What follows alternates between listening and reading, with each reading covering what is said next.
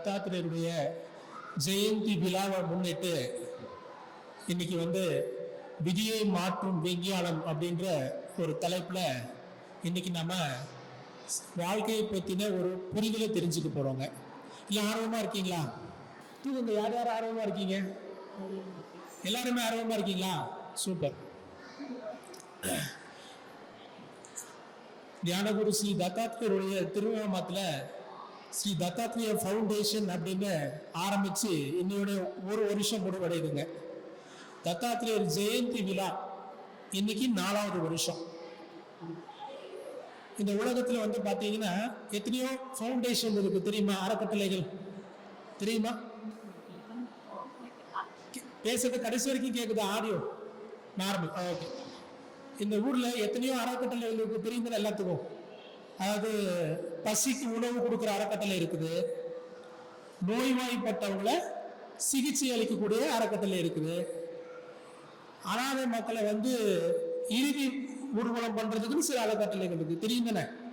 இந்த மாதிரி மரம் நடுறதுக்கு அறக்கட்டளைகள் இருக்குது, மலைகளை காப்பாற்ற அறக்கட்டளை இருக்குது. இந்த மாதிரி எத்தனையோ அறக்கட்டளைகள் உலகம் முழுவதுமே இருக்குதுங்க. இத்தனை அறக்கட்டையில ஸ்ரீ தத்தாத்திரேயர் ஃபவுண்டேஷன் இந்த அறக்கட்டளை என்ன செய்ய போகுது, எதுக்காக இந்த அறக்கட்டளை துவங்கினது அப்படிங்கிறத பத்தி நம்ம ஒரு விஷயத்தை பார்த்துடலாம். முதல்ல இந்த பூமி தோன்றுற காலம் இருக்கு இல்லைங்களா?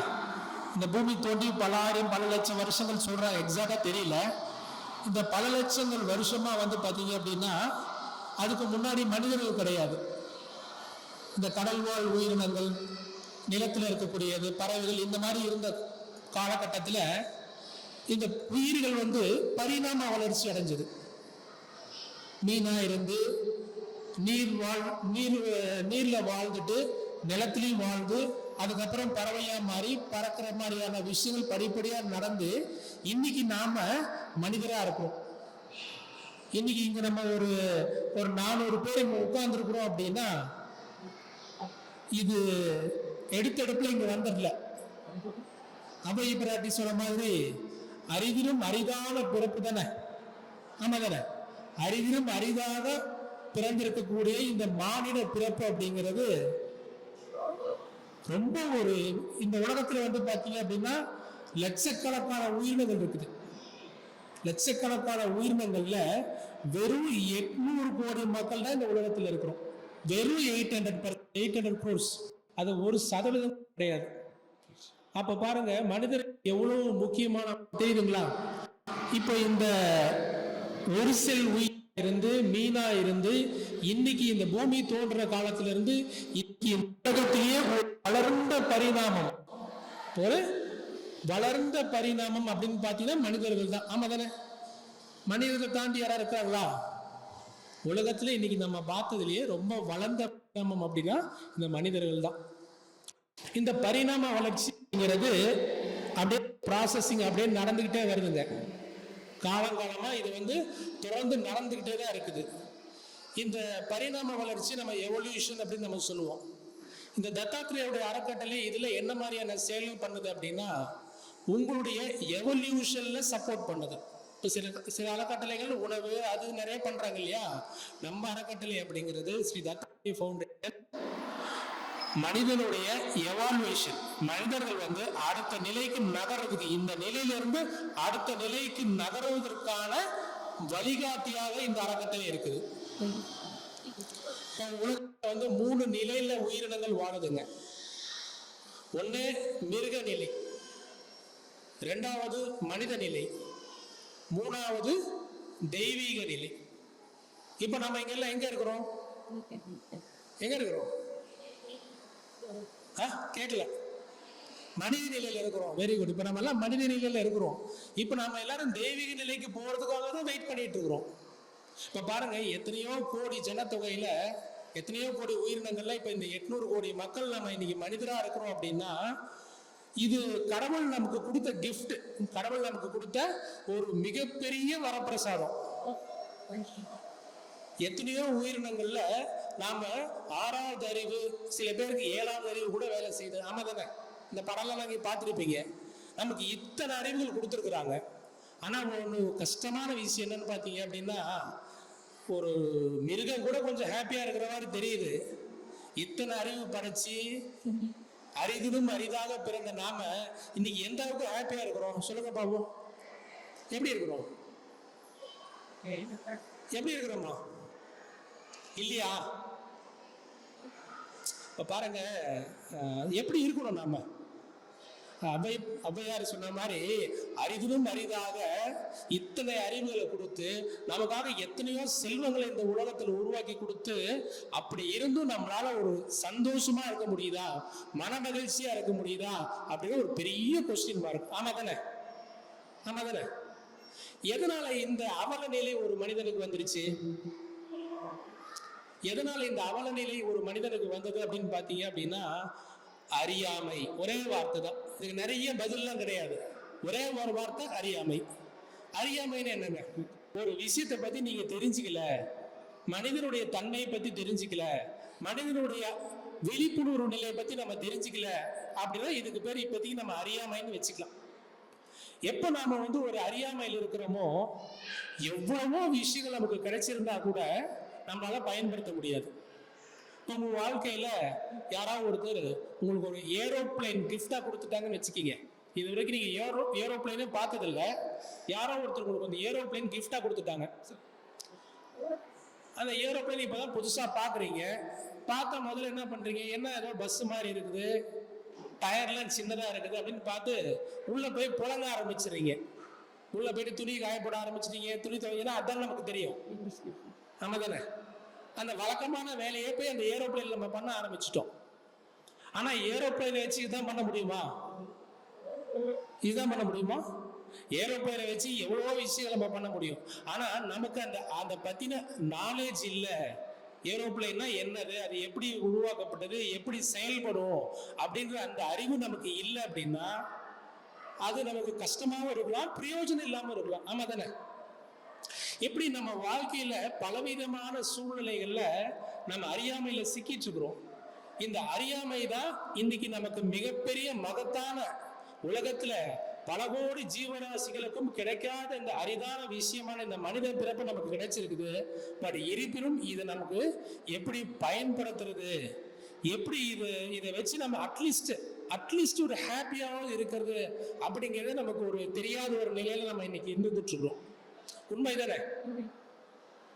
சோ இந்த நிலையில இருந்து ஒரு மனிதன் ஒரு ஆரோக்கியமான நிலைக்கும் ஒரு மகிழ்ச்சியான நிலைக்கும் வந்தாதான் அவன் தெய்வீகத்துக்கே போக முடியும். சோ இந்த தத்தாத்திரேயுடைய அறக்கட்டளை உங்களுக்கு என்ன பண்ணதுன்னா, உங்களுக்கு இந்த அறியாமையிலிருந்து வெளியில கொண்டு வர்றதுக்கு உண்டான வழிகாட்டுதலும் பயிற்சிகளும் இந்த அறக்கட்டளை உங்களுக்கு கொடுக்குதுங்க. இந்த பயிற்சிகள் மூலமா மனிதன் பத்தியும் மனிதனுடைய தன்மை பத்தியும் உங்களுடைய அறியாமையை நீங்க விளக்கி நீங்க ஒரு மேன்மை நிலைக்கு, ஒரு நல்ல ஆரோக்கியமான நிலைக்கு நகர்றதுக்கு இந்த வழிகாட்டுகள் உங்களுக்கு உதவும். முக்கியமா இன்னைக்கு நம்ம இங்க எல்லாருமே கூடி இருக்கிற ஒரு முக்கியமான காரணம் என்னன்னு பாத்தீங்க அப்படின்னா, விதியை மாற்றக்கூடிய விஞ்ஞான தியான பயிற்சி. இந்த பேரை சொன்னது சில பேர் என்ன கேட்டாங்க, என்னங்க விதியவே நீங்க மாத்திடுவீங்களான்னு கேட்டாங்க. மாத்திடலாமா? விதியை நான்லாம் ஒண்ணும் மாத்த முடியாதுங்க. உங்க விதியை நீங்க தான் மாத்தணும். ஆமா தானே? உங்க ஹோம்ஒர்க்கை நீங்க எழுதணுமா நான் எழுதணுமா? நான் எழுதுனா நான் பாஸ் ஆயிடுவேன், நீங்க எழுதுனாதான் நீங்க பாஸ் ஆக முடியும். சோ உங்களுடைய விதி அப்படிங்கிறது நீங்க மாற்றிக்க முடியுமா அப்படின்னா 100% மாற்ற முடியும். விதின்ற வார்த்தைக்கு என்ன அர்த்தங்க? விதினா என்ன? ஏதாவது சொல்ல முடியுமா? விதினா என்ன அப்படின்னு? மைக்கு வருமா?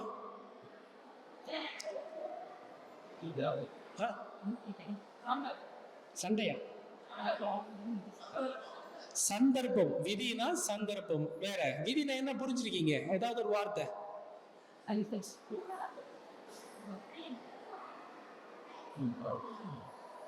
மைக் இருக்கு. எது நடந்தாலும் விதிப்படி நடக்குது. உதாரணத்துக்கு நமக்கு வந்ததும் சரியில்லை, வாட்சதும் சரியில்லை, நமக்கு ஏதாவது ஒன்று ரெண்டு பிரச்சனை நடக்குது வச்சுக்கீங்களேன், எல்லாம் விதின்னு நம்ம சொல்லுவோம். ஆமா தானே? வழக்கமா புலங்குற வார்த்தை அப்படின்னு பாத்தீங்கன்னா எப்ப நம்ம சொல்லுவோம், நீங்க தான் வீடு கட்டிட்டீங்கன்னு வச்சுக்கீங்க, ஐயோ எல்லாம் என் விதின்னு சொல்லுவீங்களா? அப்படி சொல்லுவீங்களா? ஏதாவது வாழ்க்கையில் ஒரு துன்பம், ஒரு பிரச்சனை, ஒரு தலைவலி, ஒரு டென்ஷன் வந்தாதான் இந்த வார்த்தையை நம்ம பயன்படுத்துறோம். ஆமா தானே? எல்லாம் என் விதி, எல்லாம் என் தலை விதி அப்படின்னு சொல்லுவோம். பொதுவா அந்த அந்த விஷயத்துக்கு ஏன் விதின்னு பேர் வச்சாங்க? நம்ம வாழ்க்கையில இப்ப என்ன சொன்னாங்க, விதியை மாத்த முடியாது, எல்லாம் தலை விதி, வாழ்ந்துதான் ஆகணும். விதியை மாத்த முடியாதுன்னு ஒரு கருத்து இருக்குது. அது உண்மையான்னு பாத்தீங்கன்னா 100% கிடையாது. உங்களுடைய விதியை நீங்க 100% உங்களுக்கு தகுந்தாற போல நீங்க மாற்ற முடியும் அப்படிங்கிறது தான் இறைவனுடைய சட்டம் சொல்லுது. இப்ப உங்க விதியை யார் உருவாக்குனாங்க? உங்க விதியை யார் உருவாக்குனாங்க? உங்க விதியை யார் உருவாக்குனாங்க சார்? புரியல. நாமளா நானா? என்னுடைய விதிய வேற யாராவது எழுதி கொடுக்க முடியுமா? ஸ்கிரிப்ட், இவர் வந்து இப்படி ஆகட்டும், இவர் வந்து இப்படி ஆகட்டும், இவருக்கு இந்த மாதிரி ஒரு மனைவி வரட்டும், இவருக்கு இந்த மாதிரி ஒரு குடும்பம் உருவாகட்டும், யாராவது எழுதி கொடுக்க முடியுமா? அப்படி எல்லாம் விதி கிடையாதுங்க. என்னுடைய விதிக்கு காரணம் 100% என்னுடையது தான். இது புரியுதா? இது ஓகேவா? இந்த அளவுக்கு புரிஞ்சிருக்குதா? ஆனா என்னன்னா, இப்ப எல்லாரும் விதி என்னதுதான் அப்படின்னு நமக்கு தெரிஞ்சிருந்தாலும் நம்ம வாழ்க்கையில ஏதாவது ஒரு துன்பம் நடக்கும்போது இது நானுன்னு ஏத்துக்கிறது இல்லை. இப்போ உதாரணத்துக்கு நீங்க பெரிய வாழ்க்கையில ஒரு பெரிய சாதனை பண்ணிட்டீங்கன்னு வச்சுக்கீங்க, படிச்சு டாக்டர் ஆயிட்டீங்க, இல்ல ஏதோ ஒரு பெரிய வாழ்க்கையில சாதனை பண்ணிட்டீங்க அப்படின்னா நீங்க வெற்றி பெற்றதுக்கு யாரு காரணம்னு கேட்டா என்ன சொல்லுவீங்க? நான் தாங்க படிச்சேன், ஹார்ட் ஒர்க் பண்ணேன், நல்லா நைட்டு பதில் உட்காந்து படிச்சேன் அப்படின்னு நம்ம சொல்லுவோம். ஆமா தானே? சொல்லுவீங்களா? ஒரு சமையல் நல்லா அழகா சூப்பரா டேஸ்டியா இருந்தது அப்படின்னா நான் தான் வந்து யூடியூப்ல பார்த்து பண்ணேன், எப்படி இருக்குது அப்படிம்போம். சொல்லுவோம் தானே? இதுவே நம்ம செஞ்ச செயல சொதப்பிரிச்சுன்னு வச்சுக்கீங்க, என்ன சொல்லுவீங்க? அப்ப நான் பண்ணுன்னு சொல்ல மாட்டேன், அந்த யூடியூப்காரன் அப்படிதாங்க சொன்னான், அந்த யூடியூப்காரன் அப்படிதான் சொன்னான், நான் கரெக்டா தான் வண்டி ஓட்டிட்டு இருந்தேன், இவன் தான் குறுக்கால வந்துட்டான், நான் நல்லா தான் படிச்சிருப்பேன், இவன் வந்து என்னை பார்த்து காப்பி அடிச்சுட்டான். அப்ப பாருங்க, நமக்கு வாழ்க்கையில நான் வெற்றி பெற்றேன் அப்படின்னா நான் பண்ணது. இதே நமக்கு வாழ்க்கையில உங்களுக்கு சரியா நடக்கல அப்படின்னா நமக்கு இந்த 10 விரலும் 10 பக்கம் காட்டுவோம். யாரு அதுக்கு சூட்டபிளான பர்சனோ இவர் தான் இவர் தான் இவர் தான் இவர் தான் அப்படிதானே பண்றோம். நல்லது நடந்தா நானு, எனக்கு ஏதாவது துன்பம் நடந்தா இவரு. சோ இது எப்படி இருக்குன்னா இந்த கேம் நல்லாவே இல்லை. ஆமா தானே? வெற்றி அடைஞ்சா நானும், தோல்வி அடைஞ்சா நீ அப்படிங்கிறது ஒரு நியாயமா வாஸ்தவமா இல்லாம இருக்குது. பட் பாருங்க, நம்ம அன்பார்ச்சுனேட்லி நம்ம அந்த மாதிரியான ஒரு வாழ்க்கையை தான் வாழ்ந்துட்டு இருக்கிறோம்.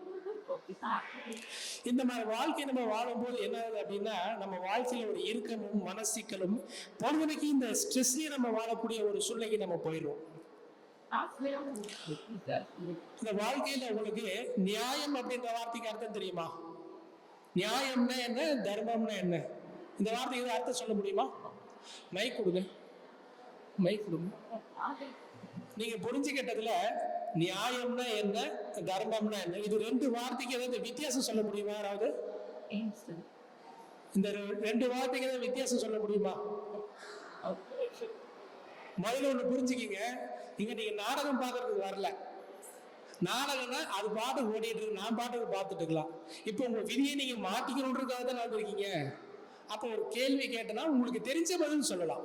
உண்மையான பதிலே சொல்லணும் எந்த கட்டாயம் கிடையாது. உங்களுக்கு என்ன தெரியுதோ சொல்லலாம்.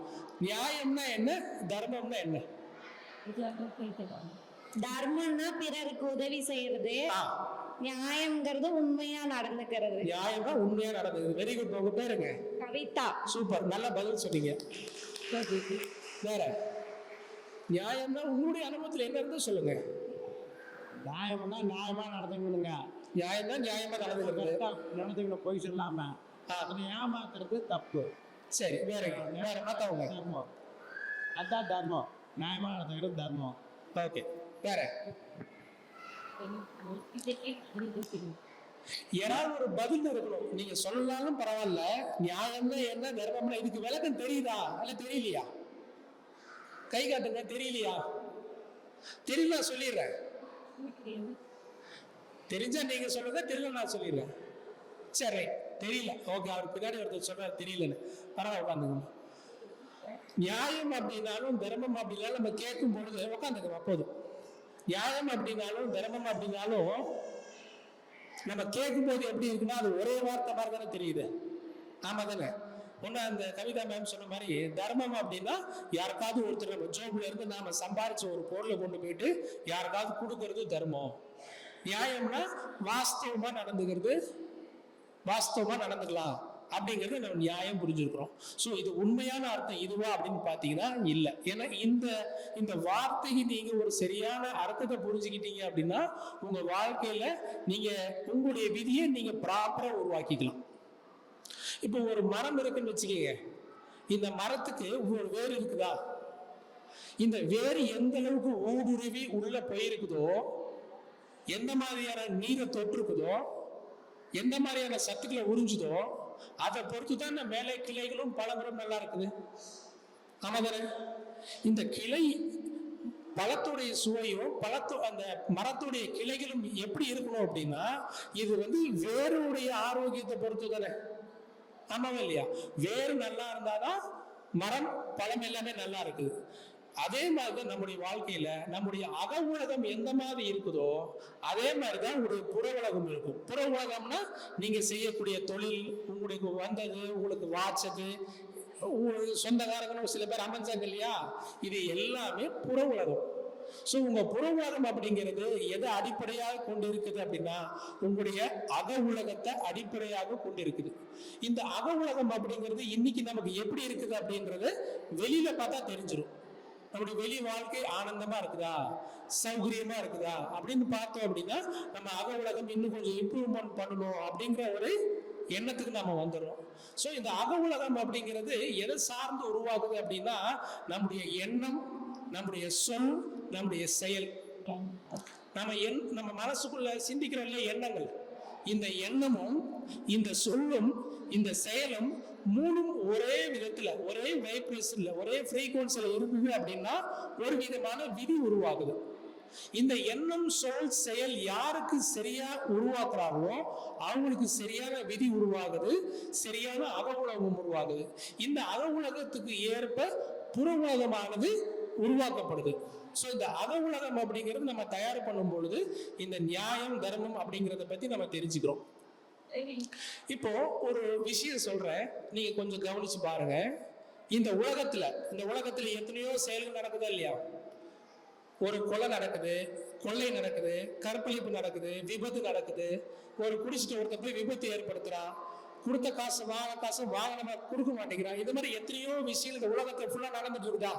நமக்கு எதிரும் நடந்திருக்கும் தானே. இந்த சம்பவங்கள் எல்லாம் வச்சு பார்க்கும் பொழுது இந்த உலகம் தர்மப்படி நடக்குதுன்னு நீங்க நினைக்கிறீங்களா இல்ல அதர்மப்படி நடக்குதுன்னு நீங்க நினைக்கிறீங்களா? எப்படி நடக்குதுன்னு நினைக்கிறீங்க? எப்படி நடக்குது யோசிச்சு நாளைக்கு சொல்றீங்களா? எப்படி நடக்குது? மௌனம் இருக்கு. வேறாவது மௌனம் இருக்கிற எப்படி சும்மா சொல்லுங்க. இந்த உலகம் தர்மப்படி நடக்குதா இல்ல அதர்மப்படி நடக்குதான்னு கேட்கிறேன். சிம்பிள் கேள்வி தானே. அதர்மப்படி தான் நடக்குதா? ஓ, வேற மத்தவங்க சரி கை தூக்கல. யாரையாவது தர்மப்படி நடக்குதுன்னு நினைக்கிறீங்க? ஒரு 20-30 பேர் தூக்கிறீங்க. அதர்மப்படி தான் உலகம் நடக்குது அப்படின்றவங்க.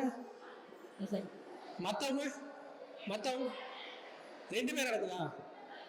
ஓ சரி. இன்னும் கொஞ்சம் பேர் கை தூக்காம இருக்கீங்க. அவங்க எந்த கேட்டகரி?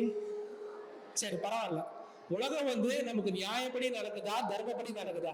எப்படி நடந்தா நமக்கு என்னங்க அப்படின்ற ஒரு கேள்வி நமக்குள்ள வரலாம். இந்த உலகம் நம்ம சில பேருடைய அனுபவம் நியாயப்படிதான் நடக்குது, சரி தர்மப்படிதான் நடக்குது. சில பேர் வாழ்க்கைக்கு இந்த உலகம் அதர்மப்படிதான் நடக்குது அப்படிங்கிற ரெண்டு கருத்துக்களும் இருக்குது. சில பேர் வாழ்க்கையில ரெண்டுமே நடக்கிறதாவும் நீங்க பாக்குறீங்க. ஆமா தானே? இந்த வாழ்க்கை எதனால இந்த ரெண்டு விதமான பதில நம்ம இருக்கிறோம் அப்படின்னா நம்ம வாழ்க்கையில நடக்கக்கூடிய துன்பமான செயல் நடக்கும் பொழுது, உங்க வாழ்க்கையில ஏதாவது துன்பம் நடக்குதுன்னு வச்சுக்கீங்களேன், நாம என்ன சொல்லுவோம்? வாழ்க்கை அதர்மமா இருக்குதுன்னு சொல்லுவோம். ஆமா தானே? ஏதோ நீங்க உங்களுக்கு வாழ்க்கையில ஒரு நல்லது நடந்தது அப்படின்னா வாழ்க்கை பாருங்க, நான் செஞ்சு கொடுத்து வச்ச விஷயம் எனக்கு நல்லா தான் வந்துருச்சுன்னு நம்ம சொல்லுவோம். ஆமா தானே? இப்ப நமக்கு வந்து நீங்க ஒரு பெரிய வீடு கட்டிட்டீங்க, ஒரு நல்ல நிலையை நீங்க அடைஞ்சீங்க அப்படின்னா என்ன சொல்லுவோம் அப்படின்னா, அப்பா நான் கொடுத்து வச்சேன்ப்பா, நான் பாரு கொடுத்து வச்சிருக்கிறேன், எனக்கு நல்லது நடந்துருச்சு நம்ம சொல்லுவோம். இதே நடக்கல அப்படின்னா நம்ம கொடுத்து வச்சுதான் தான் நம்ம சொல்லுவோம். ஸோ அந்த வாழ்க்கை அப்படிங்கிறது நியாயப்படி தான் நடக்குதா, தர்மப்படி தான் நடக்குதா அப்படின்னு பாத்தீங்கன்னா இந்த உலகம் முழுக்க முழுக்க முழுக்க தர்மப்படி மட்டும் தான் நடக்குது. அப்போ இந்த உலகத்துல நடக்கிற கொலை, கொள்ளை, கற்பழிப்பு இது எல்லாமே தர்மம்னு சொல்ல வரீங்களான்னு கேட்கிற கேள்வியா இருக்குது. அப்படி நினைக்கிறீங்களா? இந்த உலகத்துல எத்தனையோ சிக்கல்கள் நடக்குது தானே, விபத்து நடக்குது, நோய் வருது, துன்பம் வருது, கஷ்டங்கள் நடக்குது. அப்ப இது எல்லாமே தர்மமா? இப்ப இது தர்மமா தர்மம் இல்லையான்றதுக்கு பத்தி தெரிஞ்சுக்கணும் அப்படின்னா இந்த கணியன் பூங்குன்றனார் அப்படின்ற ஒரு முனிவர் ஒரு வார்த்தையை சொன்னாருங்க. என்ன சொன்னாரு? தீதும் நன்றும் பிறர் தர வாரா அப்படின்னு ஒரு வார்த்தை சொன்னாரு. கேள்விப்பட்டிருக்கீங்களா இந்த வசனத்தை? இந்த வார்த்தைக்கு என்ன அர்த்தங்க?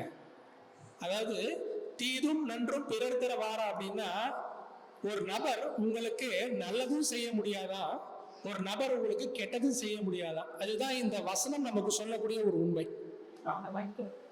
அப்போ உண்மை இப்படி இருக்கும்போது நம்ம வாழ்க்கைக்குள்ள ஒரு துன்பமோ வலியோ வேதனையோ வரும்போது நம்ம என்ன சொல்றோம்?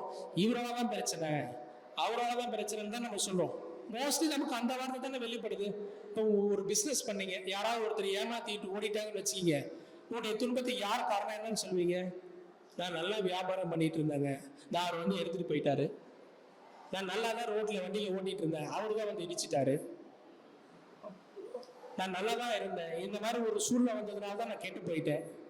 அப்போ நம்ம வாழ்க்கையில நடக்கக்கூடிய அத்தனை சிக்கல்களுக்குமே நம்ம வெளியில இருந்து ஒரு காரணத்தை சொல்றோம். அப்படித்தானுங்க? சோ இந்த தீதும் நன்றும் பிறர் தர வாரான்ற விஷயம் நீங்க இதுல இருந்து என்ன புரிஞ்சுக்கிறோம் அப்படின்னா, உங்க வாழ்க்கையில ஏதாவது ஒரு நல்லது நடந்ததுன்னு வச்சுக்கீங்க, அதுக்கு 100% நீங்க தான் காரணம். உங்க வாழ்க்கையில ஏதாவது ஒரு நல்லது நடக்கல, உங்களுக்கு எதிராக அதோட செயல் நடக்குதுன்னு வச்சுக்கீங்க, இதுவும் நீங்க மட்டும்தான் காரணம். எப்ப இந்த மனநிலைக்கு நம்ம வந்துட்டோமோ, மனசுல ஏதாவது ஸ்ட்ரெஸ்ஸோ டென்ஷனோ இன்னொருத்தர் மேல கோவம் வர்றதுக்கு வாய்ப்பு இருக்குதா?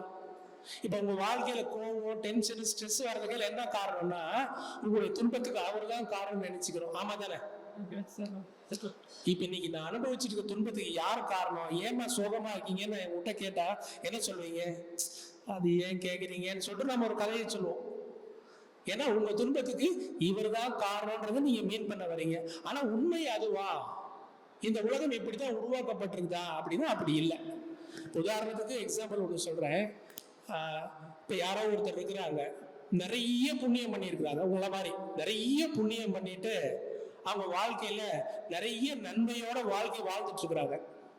யாரோ ஒருத்தர் வந்துட்டு என்னப்பா இவர் இவ்வளவு வசதியா இருக்கிறாரு, இவ்வளவு ஹாப்பியா இருக்கிறாருன்னு ஒரு கண் வச்சுட்டாங்க. நீங்க நல்லது செஞ்சீங்க, அந்த புண்ணிய கர்ப்பத்துக்கு இறைவனானவர் உங்களுக்கு நிறைய வசதி வாய்ப்பை கொடுத்துட்டாருன்னு வச்சுக்கீங்க.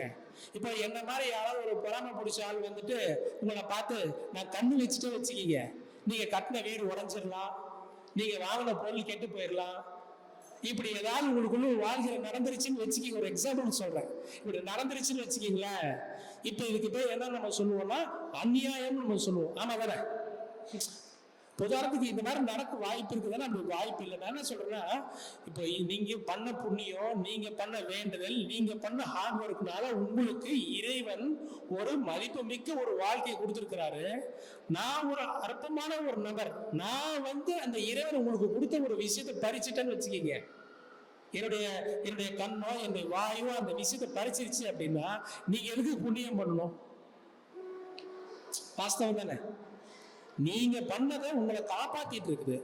அது யார் தலைமையில காப்பாற்றப்படுதுன்னா இறைவனே உங்களை காப்பாத்திட்டு இருக்கிறாரு.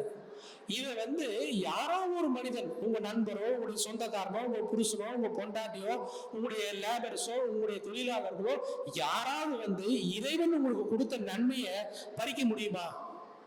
பறிக்க முடியுமா? உங்களுடைய பக்கத்து வீட்டுக்காரரோ, நண்பரோ, எதிரியோ இறைவனை விட உயர்ந்தவரா? கிடையாது. உங்களை சுத்தி உங்களை யார் யார் நீங்க டார்ச்சர் பண்றன்னு நினைக்கிறீங்களோ இவங்க எல்லாம் இறைவனுடைய சக்திக்கு மீறி செயல்படுகிறான்னு பாத்தீங்க அப்படின்னா கிடையாது. ஆனா நாம மனசுல எப்படி நினைச்சிருக்கிறோம் அப்படின்னா, நாம எல்லாம் நல்லதுதான் செஞ்சிருக்கிறோம், கடவுள் எனக்கு நல்லதுதான் கொடுக்கணும் விரும்புறாரு, ஆனா பக்கத்துல இருக்கிறவன் தான் தடுக்கிறான். என்னதுங்க? பக்கத்துல இருக்கிறவரால மட்டும்தான் எனக்கு வாழ்க்கையில பிரச்சனை பாக்குறோம். இது ஒரு வாஸ்தவமான கேள்வி தானே, ஒரு லாஜிக்கான கேள்வி தானே. இந்த லாஜிக்கான கேள்வியை கொண்டு போயிட்டு நீங்க ஒரு கால் கடவுளை நேர்ல பாத்தீங்கன்னா, என்னப்பா நான் உங்களுக்கு என்ன பாவம் பண்ணேன், என்ன துரோகம் பண்ணேன், எனக்கு ஏன் இந்த மாதிரி ஒரு வாழ்க்கையை கொடுத்தீங்க அப்படின்னு நம்ம கேட்டனா அவர் என்ன சொல்லுவார் தெரியுமா? கரெக்டா உங்களுடைய வாழ்க்கையை நான் பிளான் பண்ணி டிசைன் பண்ணி தான் கொடுத்துருக்கிறேன், அந்த அவங்களாம் குத்துறாங்களா குடையிறாங்களா, ஆமாங்க சாமி அதுதான் நான் பண்ண சொன்னேன்னு சொல்லுவாங்க. ஸோ இன்னைக்கு வாழ்க்கையில உங்களுக்கு என்ன துன்பம் நடந்துட்டு இருக்கு நீங்க நினைக்கிறீங்களோ, இது எல்லாம் உங்க பக்கத்துல இருக்கிற கொடுத்தது கிடையாது, பரமாத்மா கொடுத்தது. நாம நினைக்கிறோம் பரமாத்மா நமக்கு நல்லதுதான் செய்யறாரு, பக்கத்துல இருக்கிறதான் கெடுதி செய்யறாரு அப்படின்னு ஒண்ணு இல்லவே இல்லை. அதுதான் இந்த வசனம் என்ன சொல்லுது? தீதும் நன்றும் பிறர் தர வாரா அப்படின்னு ஒரே வார்த்தையில முடிச்சுட்டாங்க.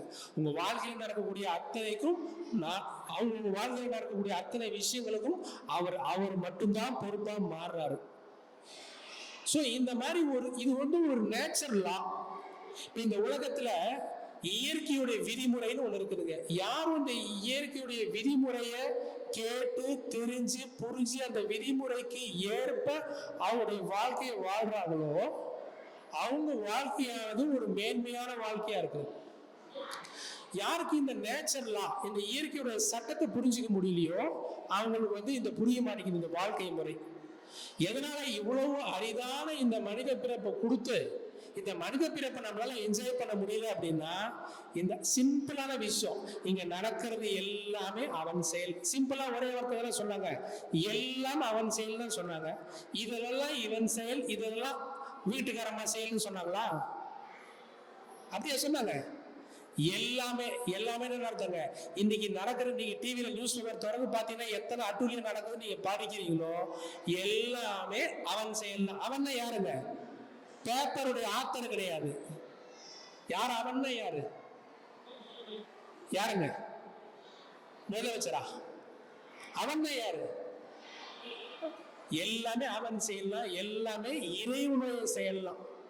இங்க இந்த உலகத்துல நீங்க என்ன விஷயம் நடந்தாலும் சரி, அது நல்லதோ கெட்டதோ, உங்களுடைய அபிப்பிராயத்துல நீங்க என்னென்ன விஷயங்கள் பாக்குறீங்களோ எல்லாமே இறைவனுடைய விருப்பத்துக்கு அவருடைய ஆணைக்கு உட்பட்டுதான் நடக்குது. அதனாலதான் அவன் இன்றி ஒரு அணுவும் அசையாதுன்னாங்க. அவன் இன்றி ஒரு அணுவும் அசையாதுன்னு நினைக்கும் போது அவரை தாண்டி யாராவது இங்க அசைய வாய்ப்பு இருக்குதா? யாருமே அசைய வாய்ப்பு இல்லை. பட் இருந்தாலும் நம்முடைய மனசு என்ன சொல்லுது?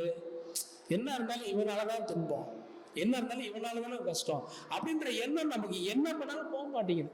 காரணம் என்ன அப்படின்னா, நம்ம சின்ன வயசுல இருந்தே நமக்கு வரக்கூடிய எல்லா துன்பத்துக்கும் உதாரணத்துக்கு ஒரு எக்ஸாம்பிள் சொல்றேன். ஒரு சின்ன குழந்தை, நீங்க எல்லாம் குழந்தை வளர்த்திருப்பீங்க. குழந்தை வளர்த்திட்டு இருக்கும் போது குழந்தை எங்கேயாவது போய் கீழே விழுந்துரும். கீழே விழுந்து குழந்தை ஒவ்வொன்று அழ ஆரம்பிச்சிடும். ஆள ஆரம்பிச்சதுக்கு அப்புறம் அந்த அம்மாவோ பாட்டி என்ன பண்ணுவாங்க தெரியுங்களா? கீழே விழுந்துட்டியா, இந்த காலையிலே விழுந்து அப்படியே அந்த காரையை பிடிச்சி அடிப்பாங்க. பார்த்துருக்கீங்களா? அந்த ஏதோ ஒரு இடிச்சிருக்கும், அந்த செவுத்தை பிடிச்சி அடிப்பாங்க. நீ நாமளே பண்ணிருக்கோம்ல. அப்ப பாருங்க, அந்த குழந்தைகள் இருந்து உனக்கு ஒரு துன்பம் வந்துருச்சுன்னா நீ காரணம் இல்லை, அந்த செவுறு தான் காரணம் சொல்லி வளர்த்துட்டோம். ஆமா தானே? உனக்கு ஏதாவது ஒரு குழந்தை ஸ்கூல்ல ஏதாவது பிரச்சனை சொல்லுவோம், உனக்கு போய் அந்த பொண்ணு இந்த மாதிரியா பேசிடுச்சு, நீ நல்ல பிள்ளை தானே.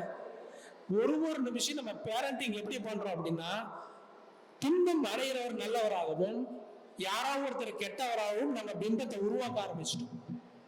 அப்போ சின்ன வயசுல இருந்தே குழந்தைகள்ல இருந்து நமக்கு நீங்க ஜெயிச்சீங்கன்னா நீங்க தான் காரணம், தோத்தீங்கன்னா இன்னொருத்தர் தான் காரணம் நம்ம மனசுல பதிய வச்சுட்டாங்க. அப்ப எத்தனை கணியன் பூங்குருனார் வந்தாலும், வள்ளுவர் வந்தாலும், தீதும் நன்றும் பிறர் தர வாரான்னு சொன்னாலும், அவன் என்று ஒரு அனுபவம் அசையன்னு சொன்னாலும் எல்லாமே மெமரியில இருக்குது. பட் நமக்கு இயல்பாவே அந்த வார்த்தை அந்த எண்ணத்தோட வாழ முடியுதா நம்மளால அப்படின்னு பாத்தீங்கன்னா அந்த எண்ணத்தோட வாழ முடியல. காரணம் அப்படின்னா நம்ம வளர்ந்த சமுதாயமும் வளர்ப்பும் கொஞ்சம் அப்படி மாறிடுச்சு. என்ன பண்ணணும் நம்ம இப்போ? இந்த உங்களுக்கு வாழ்க்கையில எது நடந்தாலும் இந்த நாலேஜ் நம்ம முதல்ல புரிஞ்சுக்கணும். ஏன்னா விதியை மாத்தணும் அப்படின்னா இந்த அறிவு நமக்கு முதல் முக்கியம். இந்த அறிவை வச்சுக்கிட்டா மட்டும்தான் நம்ம விதியை மாத்த முடியும், இல்லைன்னா விதியை மாத்த முடியாது. இப்போ உதாரணத்துக்கு ஒருத்தருக்கு விதி எப்படி உருவாகுது அப்படின்னு பாத்தீங்க அப்படின்னா, நம்முடைய எண்ணத்துல இருந்தா விதி உருவாகுது. உங்களுடைய இன்னைக்கு என்ன நீங்க விஷயத்த மனதார திங்க் பண்ணிட்டு இருக்கீங்களோ, என்ன எண்ணத்தோட நீங்க வாழ்றீங்களோ, இந்த எண்ணங்கள் தான் உங்களுடைய மூச்சா மாறுது. இந்த மூச்சு தான் உங்களுடைய செயலாக மாறுது. இந்த செயல் தான் எமோஷனாக மாறுது. இந்த எமோஷன்ஸ் தான் உங்களுடைய கர்மங்களை உருவாக்குது. நல்லா புரிஞ்சுங்க. நீங்க ஒரு உணர்வுல இருப்பீங்க இல்லையா, ஒரு பயமோ பதட்டமோ டென்ஷனோ ஹாப்பியோ, இந்த மாதிரி உணர்வுகள் மாறும் பொழுது உங்க மூச்சு எப்படி இருக்குது? இப்ப ரொம்ப பயந்து இருக்கீங்கன்னு வச்சுக்கீங்க, உங்க மூச்சு எப்படி இருக்குங்க? ஒரு மாதிரி குறுகி போயிடும், மூச்சு டீப் பிரீத் வராது. இதே கோவப்பட்டீங்க அப்படின்னு வச்சுங்களேன், அப்படியே ஆழமா மூச்சு அப்படி புசு புசு புசுன்னு அந்த ஆடி மாசம் காத்து மாதிரி போகும். ஆமா தானே? கோவப்பட்டா மூச்சு மாறுது, பயந்தா மூச்சு மாறுது, ஹாப்பியா இருந்தா மூச்சு மாறுது. இப்ப யாராவது ஒருத்தர் படம் பார்த்துட்டு இருக்கீங்க, இல்ல ஏதோ ஒரு விஷயம், யாராவது ஒரு விபத்து, அந்த உயிரை 100 நிலையில தப்பிச்சு வந்துருச்சுன்னு வச்சுங்க, அவாடா அப்படின்னு சொல்லுவாங்க தானே. அப்ப அந்த சீன் பார்த்ததும் முதல்ல நமக்கு ரிலாக்ஸ்டு பிரீத் தான் வருது. அது வரைக்கும் பதட்டமான பிரீத்திங் இருக்கும். நம்முடைய எமோஷனுக்கும் நம்ம உள்ளுக்குள்ள நடக்கக்கூடிய அந்த உணர்வுகளுக்கும் உங்களுடைய மூச்சுக்கும் ஆழமான ஒரு கனெக்ஷன் இருக்குது. நீங்க இந்த கனெக்ஷனை சரியா புரிஞ்சுக்கிட்டீங்க அப்படின்னா, உங்களுடைய எண்ணத்தை நீங்க தவறுதலா, உதாரணத்துக்கு எமோஷன் அதிகமாக நீங்க என்ன மாதிரியான வார்த்தை உபயோகப்படுத்துவீங்க அப்படின்னா, ஸ்ட்ரெஸ்ஃபுல் வார்த்தையை தான் உபயோகப்படுத்துறோம். நாம ஸ்ட்ரெஸ்ஸான வார்த்தையை, கோபமான வார்த்தையை நம்ம வெளிப்படுத்துறோம். இந்த எமோஷனாலதான் எந்த உங்களுக்கு ஒரு தீங்கு நடந்தாலும் இன்னொருத்தர் காரணம் அப்படின்ற ஒரு மனநிலைக்கு நம்ம போயிடுறோம். ஸோ நம்முடைய எண்ணம், நம்முடைய சொல், நம்முடைய செயல், இது மூணுமே நம்ம எப்போ ஒரு நிதானமான, ஒரு ஹாப்பியான, ஒரு இறைவனுடைய சொல்படி நம்ம கேட்டு நடந்துக்கிறோமோ, இப்போ நம்முடைய மனநிலை ரொம்ப ரொம்ப தெளிவான மனநிலையா இருக்குதுங்க. இப்போ உங்களுடைய மூச்சு எப்படி இருக்குங்க? சும்மா ஜஸ்ட் கவனிச்சு பாருங்க, உங்களுடைய பிரீத்திங் எப்படி இருக்குது? ரிலாக்ஸ்டா நீங்க ஃபீல் பண்ணீங்களா? செக் பண்ணி பாருங்க, மூச்சு ஓடுங்க எல்லாத்துக்கும். பக்கத்துல தொட்டு பாருங்க, இருக்கிறாரான்னு பாருங்க. இருக்கிறாரா? எப்படி இருக்கு? எல்லாருமே உங்களுடைய மூச்சு எப்படி இருக்குங்க? இப்போ பிரீத்திங் ரிலாக்ஸ்டா இருக்குதா, படபடப்பா இருக்குதா, டென்ஷனா இருக்குதா, எந்த மாதிரியான மூச்சு சுவாசம் இப்போ உங்களுக்கு ஓடுது? சும்மா ஜஸ்ட் அப்சர்வ் பண்ணுங்க, எப்படி இருக்குது? மூச்சு இருக்குதா? நல்லாவே இருக்குதா? வேகமா மூச்சு ஓடுதுன்னா நம்ம ஒரு டென்ஷனா இருக்கணும், ரிலாக்ஸ்டா இருந்தா நம்ம எப்படி இருக்கிறோம். சரி, இப்போ ஒரு சின்ன நம்ம மூச்சு எப்படி நம்ம மாத்துறது மூலியமா மனசை எப்படி மாத்துறது அப்படிங்கிற ஒரு சின்ன டெக்னிக் நான் உங்களுக்கு சொல்லி கொடுத்துட்டு நம்ம அடுத்த ஸ்டெப்புக்கு போகலாம். இப்போ உங்களுடைய உணர்வு எப்படி இருக்குன்றத நீங்க கவனிச்சுக்கீங்க. இந்த தியான பயிற்சிக்கு அப்புறம் இந்த உணர்வு எப்படி இருக்குன்னு நீங்க செக் பண்ணி பார்த்துக்கலாம். இப்போ எல்லாம் ரிலாக்ஸ்டா உட்காந்துக்குங்க. கொஞ்சம் நல்லா ரிலாக்ஸ்டா உட்காந்துக்குங்க.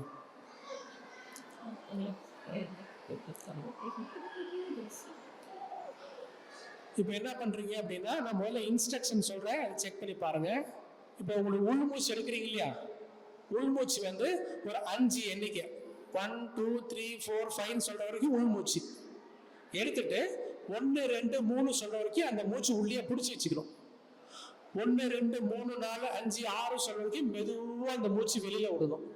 அப்புறம் 1 2 3 சொல்ற வரைக்கும் மூச்சு திரும்பவும் வெறுமையில இருக்கணும். ஓகே தானே? ஃபர்ஸ்ட் கவுண்டிங்ல மூச்சு உள்ள இழுக்கணும், 2வது கவுண்டிங் பிடிச்சி வச்சிருக்கணும், 3வது கவுண்டிங் வெளியில விடணும், 4வது கவுண்டிங் அப்படியே அமைதியா இருக்கணும். பண்ணிக்கலாமா? கண் மூடி உட்காந்துங்க. உள் மூச்சு 1 2 3 4 5 மூச்சு பிடிச்சி வச்சுக்கிங்க. 1 2 3 மூச்சு வெளியே விடுங்க. 1 2 3 4 5 6 மூச்சு பிடிச்சிக்கிங்க. 1 2 3 திரும்ப மறுபடியும் செய்யலாம். 1 2 3 4 5 பிடிச்சி வச்சுக்கிங்க. 1 2 3 1 2 3 4 5 6 1 2 3 இந்த சுழற்சி தொடர்ந்து அப்படியே பண்ணுங்க. உள்மூச்சு ஹோல்டு பண்றீங்க, வெளிமூச்சு ஹோல்டு பண்றீங்க. நான் சொல்ற வரைக்கும் தொடர்ந்து செய்யலாம்.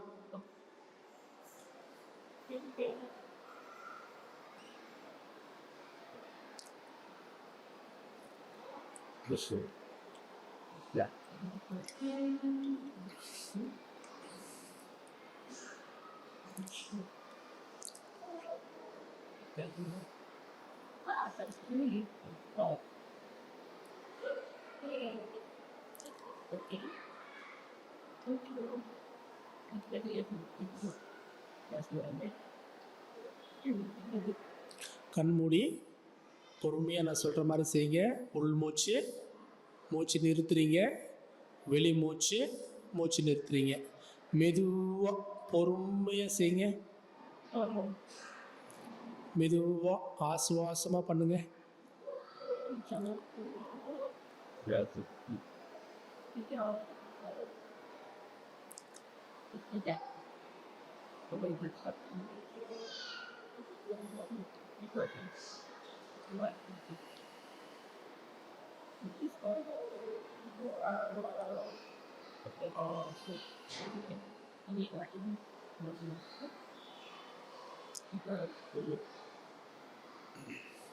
சரி, மெதுவாக கண் திறந்துக்கலாங்க.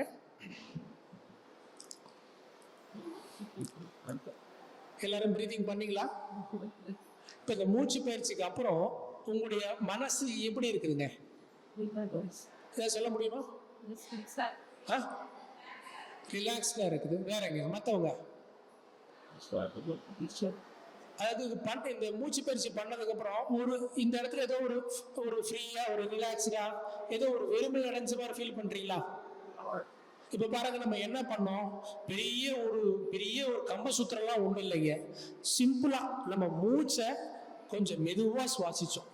கொஞ்சம் நிறுத்தி நிதானமா மெதுவா சுவாசிக்கும் பொழுது என்ன ஆகுது பாத்தீங்க அப்படின்னா, இயல்பாக மனசுக்குள்ள ஒரு அமைதி வந்துருச்சா? இந்த அமைதி உங்களுக்குள்ள கொஞ்ச நேரம் நீடிக்கும். ஸோ நமக்குள்ள எப்போ இந்த சுவாசமானது அமைதி அடைஞ்சிருச்சோ, இயற்கையாவே நீங்க ஒரு பொறுமையான நபரை மாறிடுறீங்க. எப்போ இந்த பொறுமையான மனநிலை உங்களுக்குள்ள வந்துருச்சோ, நம்ம ஒவ்வொரு சூழ்நிலையும் நமக்கு ஏற்படுகின்ற நல்லதோ கெட்டதோ இது இன்னொருத்தர் பண்ணது கிடையாது, நாம பண்றது அப்படிங்கிற பார்க்கிற அறிவு நமக்கு வந்துடுது. பார்க்கிற அந்த நாலேஜ் நமக்கு வந்துடுது. இப்ப இந்த விதின்னு நம்ம ஒண்ணு சொல்றோம் இல்லைங்களா? அந்த விதின்னா ஏதோ ஒரு கெட்டது நினைச்சுக்கிறோம். விதின்ற வார்த்தைக்கு இன்னொரு அர்த்தம் இருக்கு, சொல்ல முடியுமா? விதின்ற வார்த்தைக்கு இன்னொரு அர்த்தம் இருக்குது, ரூல்ஸ். ஆமா தானே? விதினா நம்ம ரூல்ஸ் கூட சொல்லுவோம். ஏன் இந்த ரூல்ஸ்ன்ற வார்த்தை தலை விதி நம்ம சொல்லிட்டோம்? இது ஏதாவது கம்யூனிகேஷன் இருக்குதா? இன்னைக்கு உங்களுக்கு ஏதோ வாழ்க்கையில நடந்திருக்கு இல்லைங்களா? இது எந்த மாதிரியான தவறான விதியில நம்ம வாழ்ந்தோமோ, அந்த தவறான விதிக்கு கிடைச்ச ஒரு தண்டனையை தான் நம்ம ரூல்ஸ்லயே சொல்லிட்டோம். தப்பான ரூல்ஸ்ல வாழ்ந்துட்டோம். அந்த விதிக்கு பேரு கெட்ட வார்த்தை கிடையாது, ரூல்ஸ். தப்பான விதியில வாழ்ந்ததுனால தப்பான அந்த ராங் நாலேஜ், தப்பான அந்த முறையில நம்ம வாழ்றதுடைய விளைவு தான் இன்னைக்கு இருக்கிறோம். ஸோ இன்னைக்கு நீங்க வாழ்ற வாழ்க்கைக்கு ஒரு முக்கியமான காரணம் நீங்க வச்சிருக்கக்கூடிய விதிமுறை. ஸோ இன்னைக்கு நம்ம வாழ்க்கையில பலவிதமான கர்மங்கள், பலவிதமான நோய்கள், துன்பத்தோடு நம்ம வாழ்ந்துட்டு இருக்கோம் இல்லைங்களா? ஸோ இந்த விதி, இது எல்லாமே நம்ம ப்ரீவியஸா நம்ம வாழ்க்கையில சேர்த்துற விதி. இந்த விதியிலிருந்து நம்ம வெளியில வரணும் அப்படின்னா ஃபர்ஸ்ட் விஷயம், நம்ம முன்னாடி இது வரைக்கும் பார்த்த விஷயம் என்னன்னா, எது நடந்தாலும் நான் தான் பொறுப்பு. இது புரிஞ்சுக்க முடியுதா? இல்லை இதை ஏத்துக்க முடியலையா? நம்மளால ஏத்துக்க முடியுதா? யாரால ஏத்துக்க முடியுது இந்த விஷயத்த? மற்றவங்க ஏத்துக்க முடியலையா? ஏத்துக்க முடியுதா? Right, okay. இப்ப என்னுடைய வாழ்க்கையில் எனக்கு அத்தனை பிரச்சனைக்கும் துன்பத்துக்கும் நன்மைக்கும் நான் தான் காரணன்றத எப்ப நம்மளால ஏத்துக்க முடியுதோ, அடுத்த ஒரு விஷயம் நம்ம பண்ணணும். என்ன அப்படின்னா, இப்போ அடுத்த ஒரு செட் ஆஃப் நம்ம நாலேஜ் என்ன தெரிஞ்சுக்கணும் அப்படின்னா, இப்போ நாம இன்னைக்கு நமக்கு கொடுக்குற எல்லா விஷயங்களும் நமக்கு எங்க இருந்து வருதுன்னா, இறைவனுடைய விதிமுறைப்படி இறைவனால் நமக்கு நிகழ்த்தப்படுறது. இப்போ உங்களுக்கு யாராவது மணி ஆர்டர் வாங்கியிருக்கீங்களா? நீங்க மணி ஆர்டர் அப்படிங்கிறது யார் கொடுக்குறாங்க? யாரோ ஒருத்தர் பணம் தருவாங்க, அந்த போஸ்ட்மேன் கொண்டு வந்து உங்கள்கிட்ட கொடுப்பாங்க. ஆமா தானே? இப்போ போஸ்ட்மேன் வாங்கி வச்சுக்கிறீங்க. இப்போ இந்த பணம் யார் கொடுத்தாங்கன்னா அது யாரோ ஒரு சென்டர் நேம் சொல்லுவோம். இந்த மணி ஆர்டர் காசு கொண்டு வந்து கொடுக்கறது உங்களுக்கு போஸ்ட்மேன் தான். ஆனா இந்த போஸ்ட்மேன் இப்ப இவர் இடைத்தரகரா இருக்கிறாரு பாத்தீங்களா? இதே மாதிரிதான் உங்களுடைய வாழ்க்கையில நடக்கக்கூடிய அத்தனை நல்லதுக்கும் அத்தனை கெட்டதுக்கும் சென்டர் யாருன்னா டிவைன் தான், இறைவன் தான். கொண்டு வந்து கொடுக்கிறவர் யாரு தெரியுமா? உங்க குடும்பத்தில் இருக்கிறவங்க. கொண்டு வந்து டெலிவரி பர்சன் தான் போஸ்ட்மேன். போஸ்ட்மேன் நம்ம எல்லாம் நினைச்சுக்கிறோம், போஸ்ட் இப்போ யாராவது ஒருத்தர் தந்தி வருது, ஒரு ஆபத்தான செய்தி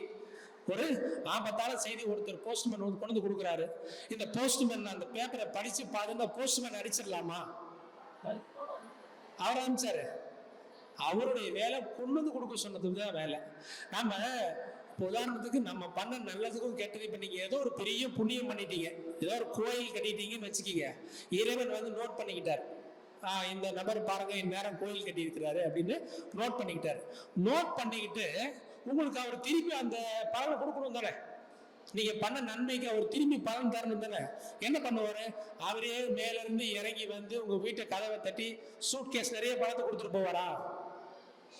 தரமாட்டாரு. என்ன பண்ணுவாருன்னா, உங்க சுத்தி இருக்கிற சொந்தம் பந்தம் நட்புகள் மூலமா உங்களுக்கு ஏதாவது ஒரு அதிர்ஷ்டத்தை ஏற்படுத்தி தருவாரு. உங்களுக்கு ஒரு நல்ல பெரிய வரனா பார்த்து கல்யாணம் பண்ணி தருவாரு. உங்களுக்கு ஒரு நல்ல ராசியான வீடு அமைச்சு தருவாரு. நல்ல கணவனும் நல்ல மனைவியும் உருவாக்கி தருவாங்க. நீங்க பண்ண நல்லது இறைவன் இந்த மாதிரி தான் உங்களுடைய சொந்தக்காரங்க மூலியமா கொண்டு தருவாங்க.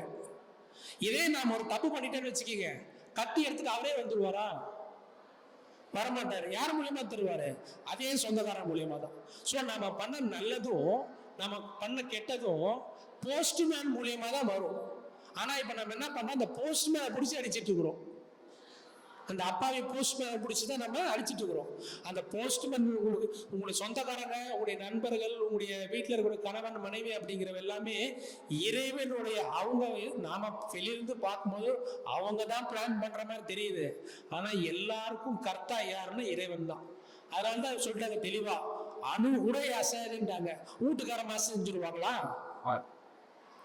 இல்ல வீட்டு லேபரா செஞ்சிருவாங்களா? அணுவே அசையாத போது மற்றவ யார் அசைய முடியும்? அவங்களுக்கு அந்த ஐடியாவை கொடுக்கறது, உங்களை டார்ச்சர் பண்ற ஐடியாவை கொடுக்கறதே அவரு தான். அப்ப என்ன பண்ணாங்க? போஸ்ட்மேன் காலில் விழலாமா, கடவுள் காலில் விழலாமா? யார் காலில் விழலாம்? போஸ்ட்மேன் காலில் விழுந்து சலிச்சு போயிடுச்சு. ஆமா தானே? போஸ்ட்மேனை திட்டும் பார்த்தாச்சு, அரிசியும் பார்த்தாச்சு, சாப கொடுத்தும் பார்த்தாச்சு, காலில் விழுந்தும் பார்த்தாச்சு, ஒன்னுத்துக்கு வேலைக்கு ஆகாதானே? போஸ்ட்மேனே யாரு? போஸ்ட்மேன் யாரு? உங்க வீட்டுல இருக்கிறவங்க. அவங்ககிட்ட பேசி ஒன்றும் பிரயோஜனப்படல.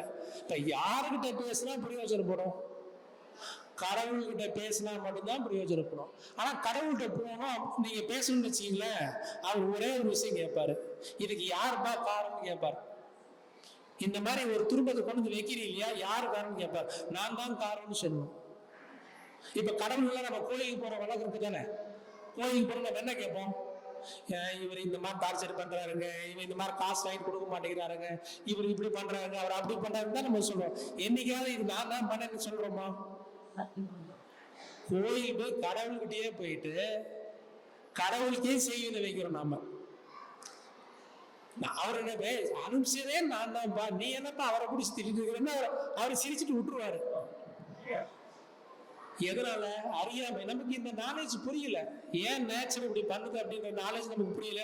நமக்கு வளர்ந்து வந்த கலாச்சாரம் படிப்படியா நம்மளுடைய மனநிலை இப்படி மாத்திடுச்சு. ஸோ கடவுள்கிட்ட போயிட்டு இதுக்கு நம்ம விதியை மாத்தி கொடுங்க, என்னுடைய சூழ்நிலையை மாத்தி கொடுங்க, பொருளாதாரத்தை மாத்தி கொடுங்க, புருஷனுடைய மனநிலையை மாத்தி கொடுங்க, மனைவியுடைய மனநிலையை மாத்தி கொடுங்க, என்னுடைய ஆரோக்கியத்தை வந்து மேன்மைப்படுத்துங்க நீங்க கேட்கணும் அப்படின்னா, கடவுள் கேட்க ஒரே ஒரு உங்களுடைய தகுதி என்ன தெரியுங்களா?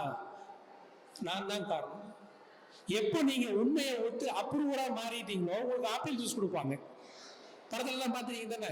அப்ரூவரா மாறிட்டா ஆப்பிள் ஜூஸ் கொடுப்பாங்க. எப்போ நீங்க ஏன்னா இந்த எப்போ நம்ம செய்யற தவிர நம்ம மனப்பூர்வமா ஏத்துக்கிறோமோ அப்பவே அவர் இருந்து மன்னிச்சுட்டதா தானே சொல்றாரு ஜீசஸ். எப்போ நீங்க மன்னிப்பை கேட்டீங்களோ நீ மன்னிக்கப்பட்டாயின்னு சொல்றாங்க. ஆனா நம்ம என்னைக்காவது கடவுளுடைய கோயிலுக்கு போயிட்டு என்னுடைய துன்பத்துக்கெல்லாம் நான் தான் காரணம், நான் மன்னிப்பு கூடுறேன் என்னுடைய துன்பத்துக்காக நம்ம என்னைக்கும் ஒரு நாள் கூட கடவுள்கிட்ட போய் நம்ம அப்படி கேட்கறது இல்லை. ஒரு முறையும் இவன் நொல்ல அவன் நொல்ல, அது சிக்கல் இது சிக்கல், கடவுள்கிட்ட போய் ஒரு லிஸ்ட் வச்சுக்கிறோம். அந்த லிஸ்ட் அப்படியே படிச்சு பார்த்துக்கிறோம், இல்லை வீட்டில் வந்து அந்த லிஸ்ட் வச்சுக்கிறோம். ஸோ எப்போ இந்த மனநிலையில் இருக்கிறோமோ இந்த மனநிலை தான் நமக்கு இந்த நோயில உருவாக்குது. ஸோ நம்ம மனநிலையை மாத்திக்கலாமா? இந்த மனநிலையை மாத்திக்கலாமா? மாத்திக்கலாம்.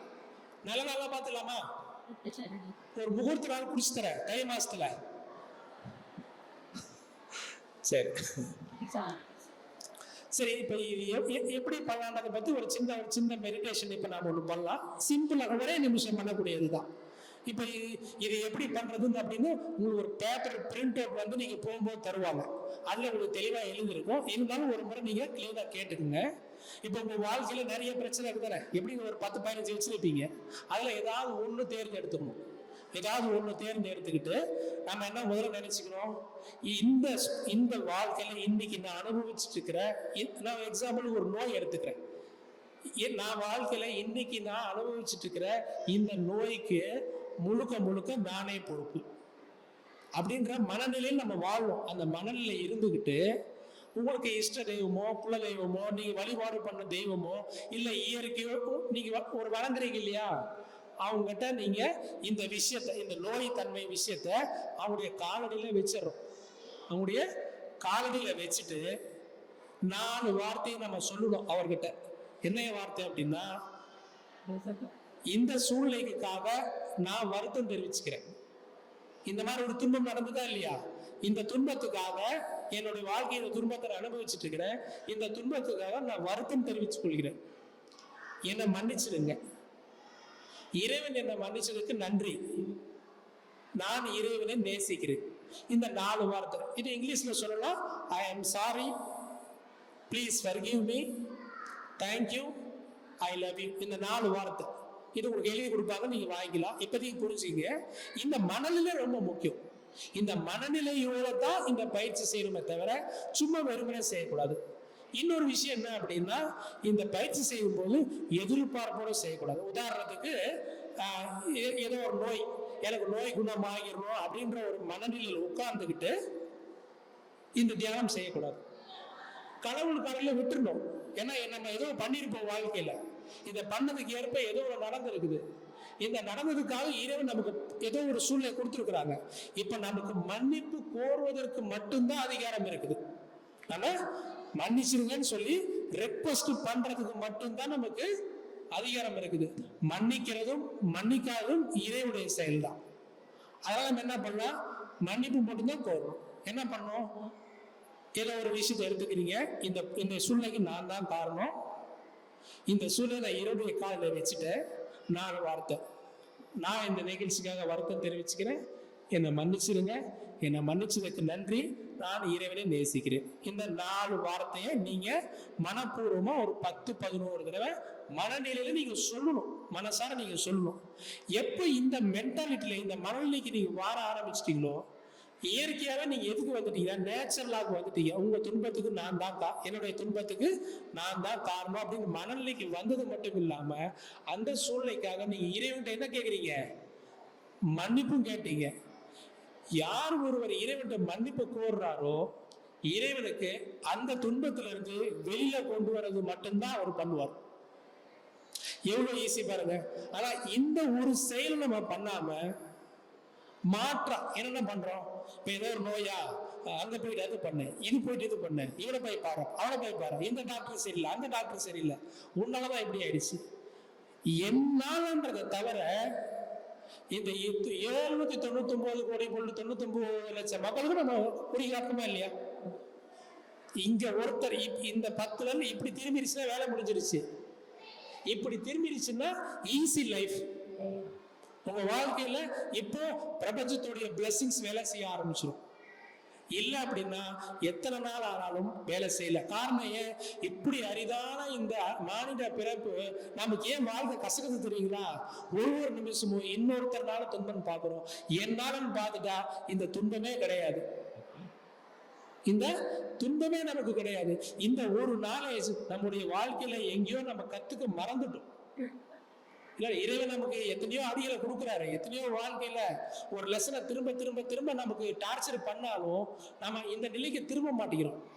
ஸோ இந்த ரைட் நாலேஜை நம்ம லேர்ன் பண்ணிட்டோம் அப்படின்னா லைஃப் இஸ் ஸோ ஈஸி. இந்த ஒரு தியானத்தை ஒரு முறை பண்ணி பார்த்தலாமா? ஒரே ஒரு நிமிஷம். இப்போ உங்க வாழ்க்கையில ஏதோ ஒரு துன்பம் இருக்கும் தானே, அட்லீஸ்ட் இப்போ ஒரு தலைவலியாவது இருக்கும் தானே, அதையாவது நினைச்சுக்கிங்க.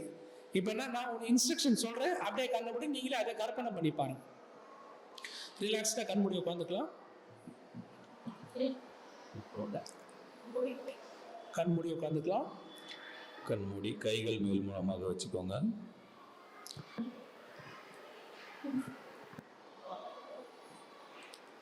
கண்மூடி உட்காந்துக்கலாம். ஒரு ஆழமான உள்மூச்சு எடுத்து உங்களை நீங்க ஆசுவாசப்படுத்திக்கிங்க.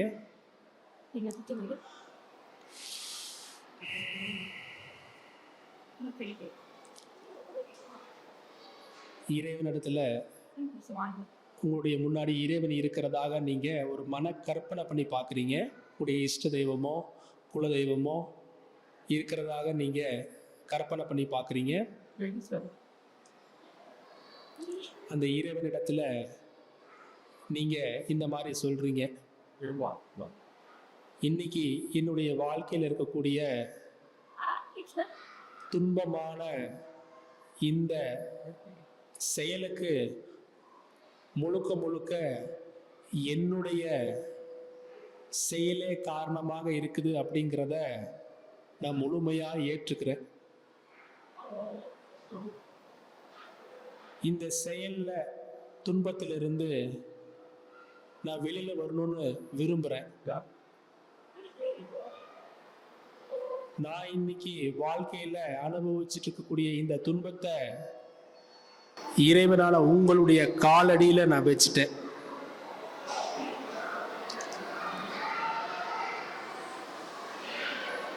இந்த சூழ்நிலைக்காக நான் வருத்தம் தெரிவித்துக் கொள்கிறேன்.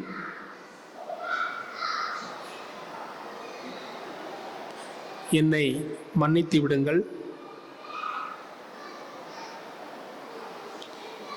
என்னை மன்னித்தமைக்கு நன்றிகள். நான் இறைவனை நேசிக்கிறேன். I am sorry. Please forgive me. Thank you. I love you. I am sorry. Please forgive me. Thank you. I love you. இந்த சூழ்நிலைக்காக நான் வருத்தம் தெரிவித்துக் கொள்கிறேன். என்னை மன்னித்து விடுங்கள். என்னை மன்னித்தமைக்கு நன்றிகள். நான் இறைவனை நேசிக்கிறேன். I am sorry. Please forgive me. Thank you. I love you. I am sorry. Please forgive me. Thank you. I love you.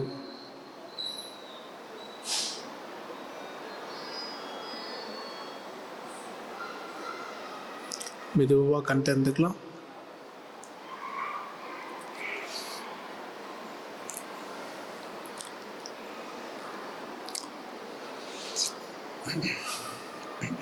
மெதுவாக கண் திறந்துக்கலாம். இது புரிஞ்சுக்க முடிஞ்சுதுங்களா? இப்போ நம்ம வாழ்க்கையில் இருக்கக்கூடிய துன்பம், உங்களுக்கு வலி வேதனை துன்பங்கள் எது வந்தாலும் நம்முடைய மனநிலை எப்படி இருக்கணுங்க? இந்த இப்போ நம்ம சொன்னோம் பார்த்தீங்களா, இப்படி அந்த துன்பத்தை நீங்கள் அணுகுனீங்கன்னா இதிலிருந்து நீங்கள் வெளியில் வந்துடலாம். இப்படி அணுகாம பிறரை கை காட்டினீங்க அப்படின்னா இந்த பேப்பர் அரியர் பேப்பர் தான். எத்தனை முறை உங்கள் வாழ்க்கையில் இந்த துன்பத்தை இது பரீட்சை எழுதினாலும் நம்மளால பாஸ் ஆக முடியாது. ஒரு துன்பத்தை ஏன் வாழ்க்கையில் ஒரு மனிதனுக்கு திரும்ப திரும்ப திரும்ப திரும்ப வந்துட்டே இருக்கு அப்படின்னா அது நம்ம தப்பான முறையில் அணுகிறதுனால தான். ஒரே ஒரு முறை உங்களுடைய வாழ்க்கையில் எந்த துன்பம் வந்தாலும் இந்த வகையில் நீங்க அணுகி பாருங்களேன், அந்த நிமிடமே அந்த துன்பம் உங்க வாழ்க்கையில விட்டு விலக ஆரம்பிக்கும். இது நாள் வரைக்கும் இந்த மெடிடேஷனை ஆயிரக்கணக்கான மக்களுக்கு நம்ம சொல்லி கொடுத்துருக்கோம். அதாவது சுவிட்ச் போட்ட லைட் எரியும் தானே, சுவிட்ச் போட்ட லைட் எரியுது எவ்வளோ நேரம் ஆகும்? எப்படிலாம் எரிஞ்சிடும். இந்த தியானம் அப்படி வேலை செய்யும். நீங்க என்ன நேச்சர்லாம் அப்படிதான், இறைவனுடைய விதி அப்படிதான். நீங்க எப்போ இந்த இறைவனுடைய விதிமுறைக்கு நீங்க அலைன்மெண்ட் ஆயிட்டீங்களோ, விதிமுறைக்கு உட்பட்டு நடக்க ஆரம்பிச்சிட்டீங்களோ, ஃப்ராக்சர் ஆஃப் தி செகண்ட்ல உங்க வாழ்க்கையில் நிறைய மாற்றம் நடக்க ஆரம்பிக்கும். சில கர்மங்கள் பெருசா இருக்கும்போது it will take some time, கொஞ்சம் நேரங்கள் எடுக்கலாம். ஆனா சின்ன சின்ன விஷயங்கள் உடனுக்குடன் இதுக்குடைய பலன் கொடுக்க வாய்ப்புகள் 100% இருக்குது. எத்தனையோ நபர்கள் இதனால பயனடைஞ்சிருக்கிறாங்க. ஸோ அதனால இந்த மெடிடேஷன் அப்படிங்கிறது ரொம்ப ரொம்ப எளிமையானது. இப்போ நம்ம பண்ண இந்த முறை அப்படிங்கிறது உங்களுக்கு ஏற்பட்ட ஒரு சிக்கலுக்காக நீங்க நிவர்த்தி பண்றீங்க. இதுவே இந்த தியானம் வேற எப்படி பண்ணலாம்? உதாரணத்துக்கு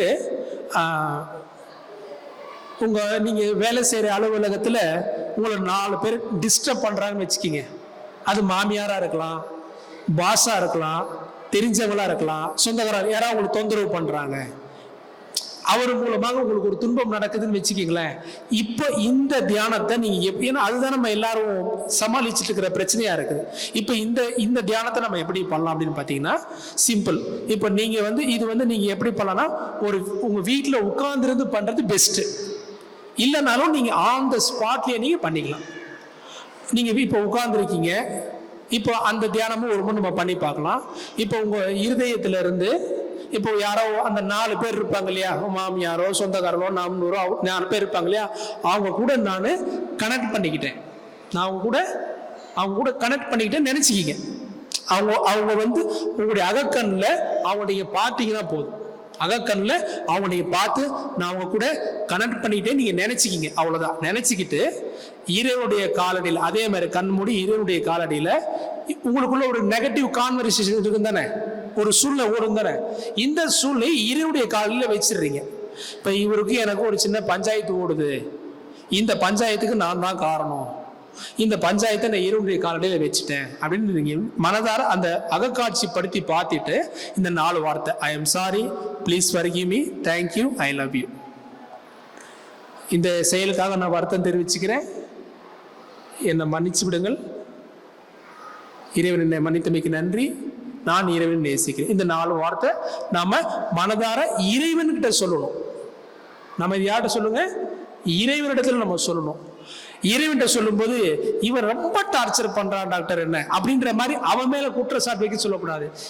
ஏன்னா அவர் போஸ்ட்மேன். இப்ப நீங்க யார் கூட நீங்க ஜாயின் பண்றீங்க இல்லையா, இது யாருன்னா ஒரு போஸ்ட்மேன். இந்த போஸ்ட்மேனால உங்களுக்கு துன்பம் கிடையாது, கடவுள் தான் அவர் அனுப்பிச்சாரு. அப்ப நம்ம யார்கிட்ட கேட்கணும்? கடவுள்கிட்ட தான் கேட்கணும்.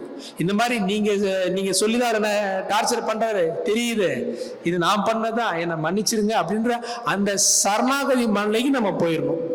எப்போ எந்த சூழ்நிலை வந்தாலும் உங்க வாழ்க்கையில எந்த துன்பமோ நோயோ வறுமையோ கஷ்டமோ எந்த சூழ்நிலை வந்தாலும் ஃபர்ஸ்ட் அண்டர்ஸ்டாண்டிங் நான் பண்ணேன்னு பார்த்துட்டு இறைவனுடைய அந்த சூழ்நிலை எடுத்து இறைவனுடைய காலில் வச்சிருங்க. காலில் வச்சுட்டு இந்த 4 வார்த்தை எப்ப இந்த மனதார இந்த மனநிலை இந்த 4 வார்த்தை நீங்க சொல்றீங்களோ உங்க வாழ்க்கையில் இருக்கிற துன்பங்கள் அந்த கணமே மறைய ஆரம்பிக்கும். அந்த கணமே மறையாது. இது யார் கூட வேணாலும் நீங்க பண்ணலாம். உங்களுடைய ஃப்ரெண்ட்ஸு, உங்களுடைய நெய்பர்ஸு, உங்களுடைய அரசு துறையில் இருக்கிறவங்க, இல்லை உங்களுக்கு யாராவது ரொம்ப உங்களால் டார்ச்சர் பண்ணுறவங்க, உங்களுக்கு கோர்ட்டு கேஸாக இருக்கலாம், வியாபாரமாக இருக்கலாம், கொடுத்த பணம் திரும்பி வராமல் இருக்கலாம், எத்தனையோ சூழ்நிலைகள் எத்தனையோ துன்பமெல்லாம் இருக்கு இல்லை. இதை தான் நம்ம விதின்னு சொல்கிறோம். என் விதி உங்கள்கிட்ட காசு கொடுத்து நான் மாட்டிக்கிட்டேன், என் விதி உங்கள்கிட்ட இருந்து நான் கஷ்டத்தை அனுபவிக்கிறேன். உங்கள் விதின்னு நீங்கள் எங்கெல்லாம் சொல்கிறீங்களோ அத்தனை நபர்கள் கூட நீங்கள் இந்த கியூஃபீல்ட் மெடிடேஷன் பண்ணிக்கலாம். இந்த விதியை மாற்றும் விஞ்ஞானம் என்ன சொல்லணும், நீங்கள் ஹார்ட் டு ஹார்ட் அவங்க கூட நீங்கள் கன் பண்ணிக்கிறீங்க. அட்லீஸ்ட் அவங்க கூட நீங்கள் ஜஸ்ட் கம்யூனிகேஷன் வச்சுக்கிறீங்க. அந்த நபர் பக்கத்தில் நிற்கிறதா பாருங்க, கடவுள் இங்க நிக்கிறதா பாருங்க. கடவுள் காலையில் இந்த பிரச்சனையை வச்சுட்டு அவள் காலில் விழுந்து 4 வார்த்தை சொல்லுங்க. சிம்பிள், 2 நிமிஷம் பண்ணிடலாம். இந்த தியான முறை நீங்க பண்றதுக்கு சரியான மெத்தட் என்னன்னு பாத்தீங்க அப்படின்னா, வீட்டில் ஒரு விளக்கு, அது மண் விளக்கா இருக்கலாம், ஒரு பித்தளை விளக்கா இருக்கலாம், ஏதோ ஒரு விளக்கு ஏற்றி வச்சுக்கிங்க. விளக்கு ஏற்றி வச்சு அந்த விளக்கு முன்னாடி உட்கார்ந்து இருந்து இந்த தியான பயிற்சி நீங்க செய்யறது ரொம்ப ரொம்ப பெஸ்ட், சூப்பரான ரிசல்ட் தரும்.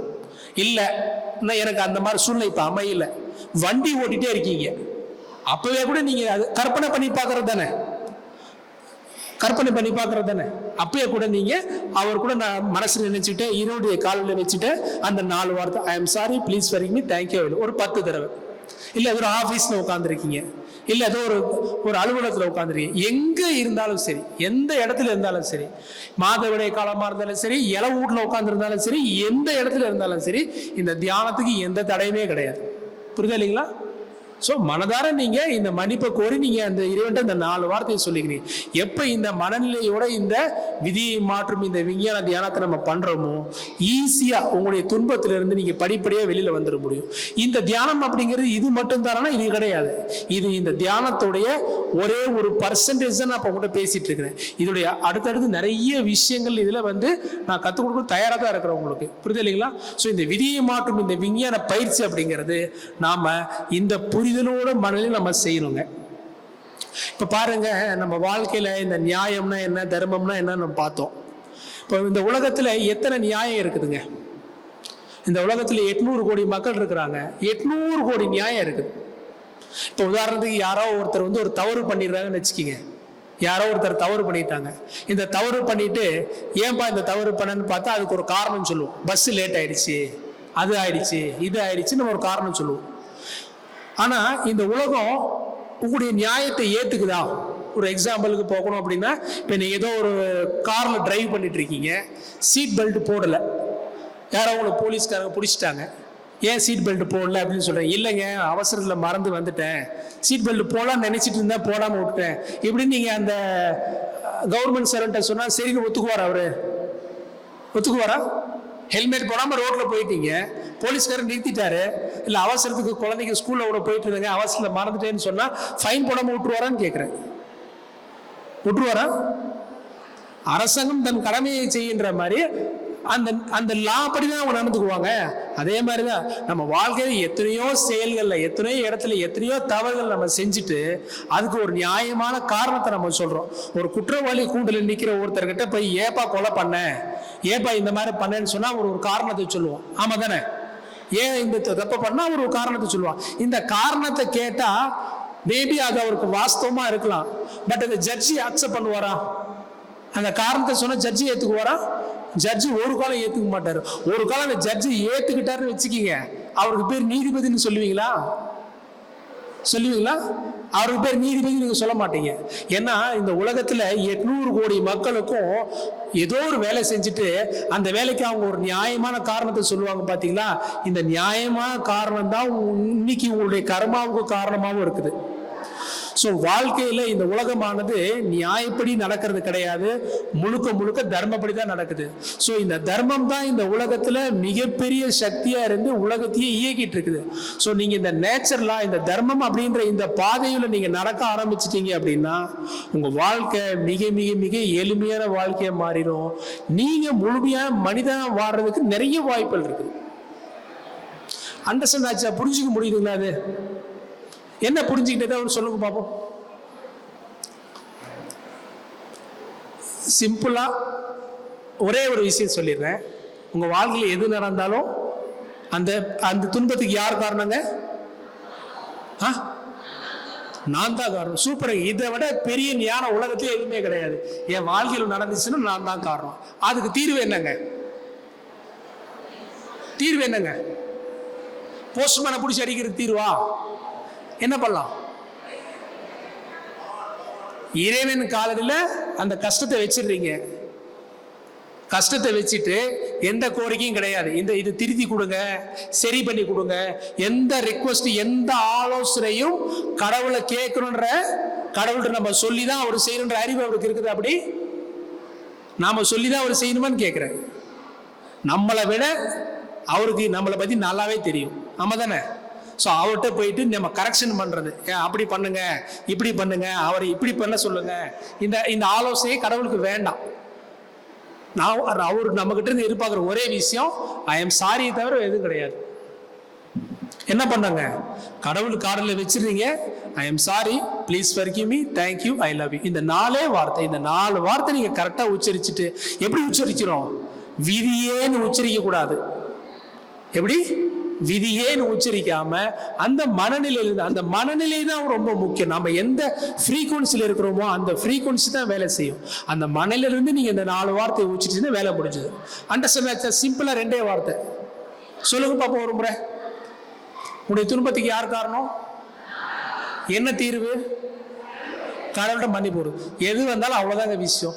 எப்ப இது நம்ம வாழ்க்கையில செய்ய ஆரம்பிக்கிறோமோ ஃபர்ஸ்ட் டர்னிங் பாயிண்ட் உங்க வாழ்க்கையில இறைவனை நோக்கி ஒரு படி எடுத்து வைக்கிறீங்க, தர்மத்தை நோக்கி ஒரு படி எடுத்து வைக்கிறீங்க. இந்த மனநிலை ஒருத்தருக்கு வந்துருச்சுனாலே பாருங்க, மனசே லேசாயிடும். இன்னொருத்தர் செய்யறாருன்னு பார்த்தா நமக்கு வலிக்குது, நான் பண்ணதான் நமக்கு வலிக்குமா?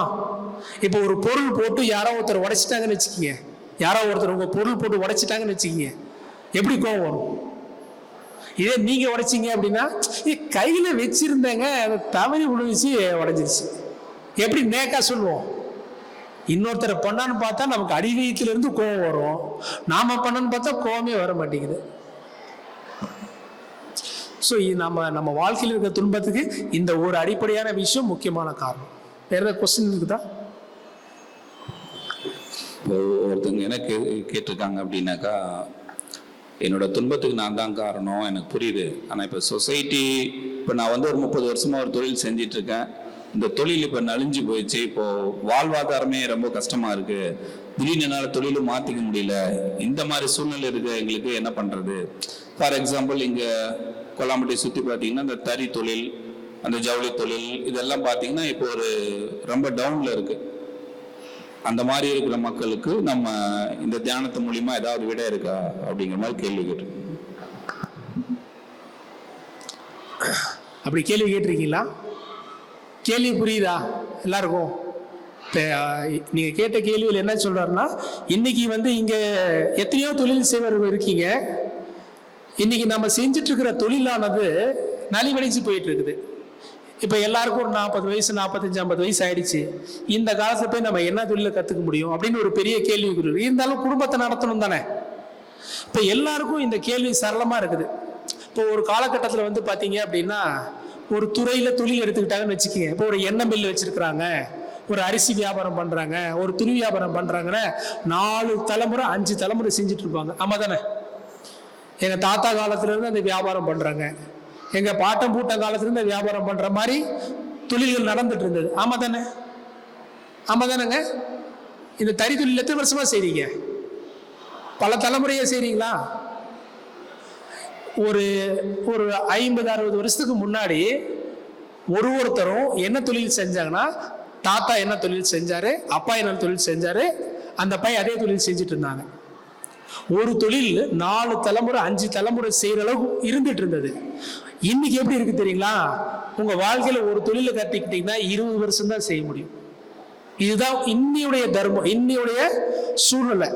இன்னைக்கு நீங்க ஒரு தொழில் செஞ்சுட்டு இருக்கீங்க இல்லையா, உங்க குழந்தைக்கு உங்க பேரனுக்கு இந்த தொழில் கொடுக்க முடியும் நம்பிக்கை இருக்குதா? நானே செய்ய முடியாத மாதிரி இருக்குது, நான் எங்கிட்டு போய் என் பையனுக்கோ பேரனுக்கோ கொடுக்குது? வாஸ்தவமான தானே? அப்ப இப்படி இருக்கும்போது ஒரு துறை இன்னைக்கு 20 வருஷத்துக்கு மேல தாண்ட முடிய மாட்டேங்குது. அப்ப நாம என்ன நினைச்சுக்கிறோம்? நல்லா புரிஞ்சுக்கணும், எந்த தொழில் எடுத்தாலும் இன்னைக்கு 10 வருஷம் 20 வருஷத்துக்கு மேல அந்த தொழில் ஓடல, மாறிடுது. ஒரு காலத்துல இந்த 1 ரூபா டெலிபோன் பூத் இருந்துச்சு தானே, ஒரு கடைக்கு போனா 10 பூத்து வச்சிருப்பாங்க, கடை பிச்சுட்டு ஓடும், எங்க சில்லறை கொடுங்க சில்லறை கொடுங்க, அந்த கடைக்கு நல்லா வியாபாரம். இன்னைக்கு ஏதாவது ஒரு கடை இருக்குதா? ஒரு கடை கூட இல்லை. இந்த மாதிரி எத்தனையோ வியாபாரங்கள் வருது, எத்தனையோ வியாபாரங்கள் போயிடுது. ஸோ இன்னைக்கு நமக்கு ஒரு வியாபாரம் நடந்துட்டு இருக்குன்னு வச்சுக்கிங்க, இன்னைக்கு ஏதோ ஒரு வியாபாரம் உங்களுக்கு ஓடுது. இன்னைக்கு வியாபாரம் நல்லா ஓடிட்டு இருக்கிற எல்லாரும் செய்ய வேண்டிய முக்கியமான வேலை என்ன தெரியுங்களா? ஒரு வேலை ஓடிட்டே இருக்கும் பொழுது அப்படியே ஜாலியாக இருக்கக்கூடாது. ஒரு வேலை நல்லா ஓடுதுன்னா இப்பவே நீங்க இன்னொரு வேலைக்கு பிளான் பண்ணிடணும். என்ன காலம் அப்படி இருக்குது, சொல்லுது புரியுது இல்லைங்களா? இன்னைக்கு ஒரு வேலை நடந்துட்டு இருக்குது, இந்த வேலை கடைசி உனக்கு இனிமே வேலை இல்லைன்னு கடத்தில் நினைச்சு வெளியில தள்ளுற வரைக்கும் அதே வேலை செய்யக்கூடாது. இந்த வேலை செஞ்சுட்டு இருக்கும் பொழுதே பேரல என்ன பண்ணலாம் அப்படிங்கிற திங்கிங் உங்களுக்கு வர ஆரம்பிச்சிடணும். அப்படி வந்தாதான் நீங்க இந்த ஜெனரேஷனுக்கு பிழைக்க முடியும், இல்லைன்னா பிழைக்க முடியாது. நாம ஒரு ஓரம் கட்டப்பட்டுருவோம் சமுதாயத்துல, நாம ஒரு ஓரமான நிலைக்கு போக ஒரு சூழ்நிலைக்கு வந்துடும். இப்ப ஏன் நம்மளால வேலை கத்துக்க முடியல? ஏன் புதுசா ஒரு விஷயம் லேர்ன் பண்ணிக்க முடியல? நமக்கு வாட்டமா சொல்லித்தர முடியாம ஆளுங்க இருப்பாங்க. நம்ம போய் இறங்கி வேலை செய்யறதுன்னா 1008 சூழ்நிலைகள் வரலாம், இல்ல நமக்கு சரியான வழிகாட்டுதல் இல்லைன்ற நிறைய சூழ்நிலைகள் வரலாம். ஸோ இந்த நிலைக்கும் பாத்தீங்க அப்படின்னா நாம இந்த விதியை மாற்றும் விஞ்ஞானம் நம்ம பண்ணலாம். எக்ஸாம்பிளுக்கு இப்ப நீங்க ஒரு தொழில் பண்ணிட்டு இருக்கீங்க இல்லையா, உங்களுக்கு ஒருத்தர் வேலை கொடுப்பாங்க, நீங்க வாங்கி பண்ணி கொடுத்துட்டு இருப்பீங்க. ஆமா தானே?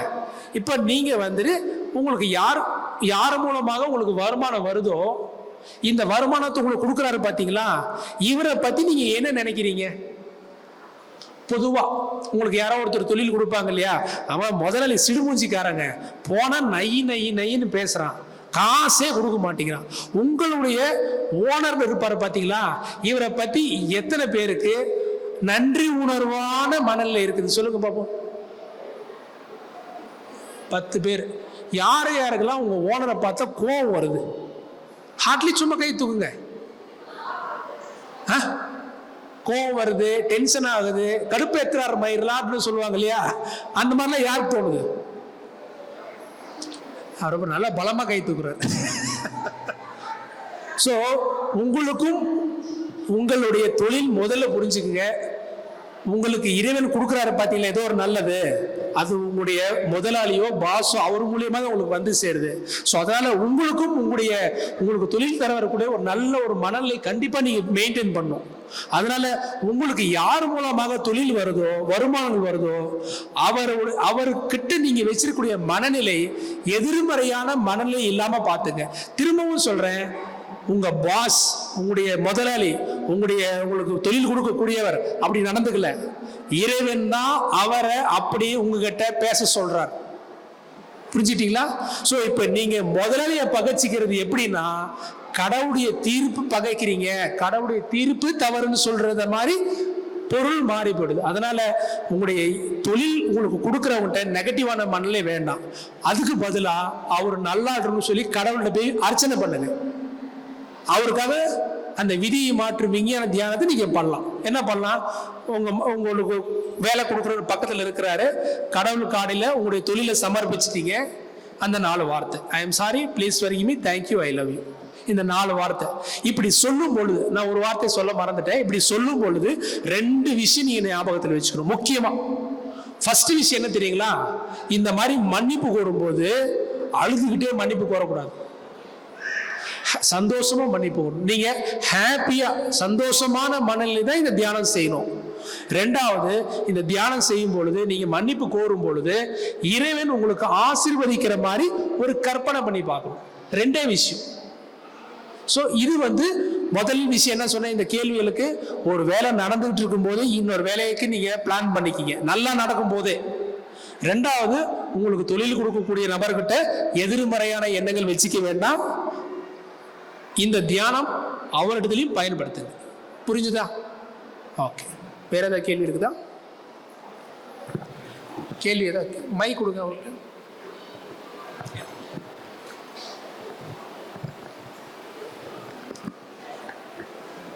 Good evening sir. சார், நான் இந்த ஜென்ரேஷனோட கிட்டு. நான் காலேஜ் செகண்ட் இயர் படிக்கிறேன் சார். இப்போ நான் பாசிட்டிவாக இருக்கேன், ஆனால் என்னை சுற்றி இருக்கிறவங்க எல்லாருமே ரொம்ப நெகட்டிவாக இருக்காங்க. அவங்களுக்கு பிடிக்காதவங்க ஏதாவது செஞ்சுட்டு அவங்கள திட்டுறது, அவங்க பேசுறது எல்லாமே ரொம்ப நெகட்டிவாக இருக்குது. அவங்க ஆக்டிவிட்டீஸ் இது எல்லாமே அந்த மாதிரி இருக்குது. இந்த மாதிரி சுச்சுவேஷனில் நான் எப்படி சர்வே பண்ணுறது? ஒரு ஸ்டேஜில் என்னால் அதை என்னோட பாசிட்டிவிட்டியை கண்டினியூ பண்ண முடியல. நான் மட்டும் அந்த இடத்துல ரொம்ப டிஃப்ரெண்டாக தெரிகிறேன். அவங்க நடந்துக்கிற மாதிரி நான் நடந்துக்கிறது இல்லை, அவங்க பேசுகிற மாதிரி நான் பேசுறது இல்லை. இது எல்லாமே ஒரு குறையா சுட்டி காட்டப்படுது. இதை நான் எப்படி மேனேஜ் பண்ணுறது சார்? அருமையான கேள்வி. உங்கள் பேர் சொல்லுங்கம்மா. ஜீவிகா. ஜீவிகா. ஆக்சுவலி இந்த கேள்வி இவங்களுக்கான மட்டும் கேள்வி கிடையாதுங்க, எல்லாருக்கும் தான். என்ன சொல்றது, சரௌண்டிங்கே சரியில்லைங்க, வந்ததும் சரியில்லை, வாட்சதும் சரியில்லை. அவங்க காலேஜ் படிக்கிறாங்க, அவங்க ஒரு விதமாக ஒரு நல்லதாக ஒரு பாசிட்டிவாக வாழணும், பாசிட்டிவாக படிக்கணும், நல்லா படித்து ஒரு வேலை வாங்கணும் அப்படின்ற ஒரு மனநிலையே வாழ்ந்துட்டு இருக்கிறாங்க. ஆனால் சுற்றி இருக்கிறவங்க என்ன பண்ணுறாங்க, எதுக்கு படிக்கிற, வா அது பண்ணு இது பண்ணுன்னு அவங்க டீவியேட் பண்ணுறாங்க. ஸோ நல்லா புரிஞ்சுக்கணும். இப்போ இந்த சூழ்நிலைக்கு யார் காரணம்? யாருமா காரணம்? இதுக்கு முன்னாடி என்ன சொன்னீங்க? இதுக்கு முன்னாடி என்ன நினைச்சிட்டு இருந்தீங்க? இப்ப உங்களுக்கு இந்த வலிக்கு தானே, உங்களுக்கு இந்த சூழ்நிலை வலிக்குது தானே, கஷ்டமா இருக்கு தானே. இந்த சூழ்நிலை கஷ்டமா இருக்கிறதுக்கு காரணம் என்னன்னு கேட்டீங்க அப்படின்னா, அந்த பொண்ணு பேரு, இந்த பொண்ணு பேரு, அவங்க பேரு, இப்படிதான் நம்ம சொல்லுவோம். இப்ப நாம என்ன சொன்னோம், என்ன சுத்தி இந்த மாதிரி ஒரு அமைப்பு, என்ன சுத்தி இந்த மாதிரி ஒரு ஸ்டூடெண்ட்ஸ் ஃபார்ம் ஆனதுக்கு காரணம் நான் தான். இதுக்கு நான் தான் பொறுப்பு. இந்த மாதிரியான மக்கள் கூட இறைவன் என்ன புழங்க வச்சாரு பார்த்தீங்களா, இந்த மாதிரி மக்களுடைய இறைவன் இந்த புழங்க வச்சாரு பார்த்தீங்களா, இது என்னுடைய தவறுதல் ஏதாவது இருந்திருக்கலாம். அதனால இறைவன் எனக்கு இந்த மாதிரி ஒரு சூழ்நிலை கொடுத்துருக்கிறாரு, இதுக்கு முழுக்க முழுக்க நான் தான் காரணம்ன்ற முதல் மனநிலை நம்ம வந்துடணும். அதுக்கப்புறம் என்ன பண்ணோம், இந்த 4 பேர் இருக்காங்க இல்லையா, இவங்களை நீங்க நினைச்சு கரெக்ட் பண்ணிக்கிங்க. இவங்க கூட ஜஸ்ட் கரெக்ட் பண்ணிட்டு கடவுளுடைய காலடியில் நான் வந்து நல்லா படிக்கணும்னு விரும்புறேன், அவ்வளவுதான். இவங்க என்ன டார்ச்சர் பண்றாங்கன்னு சொல்லக்கூடாது. இவங்க டார்ச்சர் பண்ணல, கடவுள் தான் அமைச்சு வச்சாங்க. அதனால அவட்டே நம்ம கடவுளை பத்தியே கடவுள்கிட்டே நம்ம குறை சொல்லக்கூடாது இல்லையா. நான் நல்லா படிக்கணும்னு நினைக்கிறேன், இந்த மாதிரி ஒரு சூழ்நிலை இருக்குது, இந்த சூழ்நிலைக்கு நான் தான் காரணம் அப்படின்னு மனசார நினைச்சுக்கிட்டு இந்த 4 வார்த்தை, ஐ am sorry, please forgive me, thank you, I love you. புரிஞ்சுதா?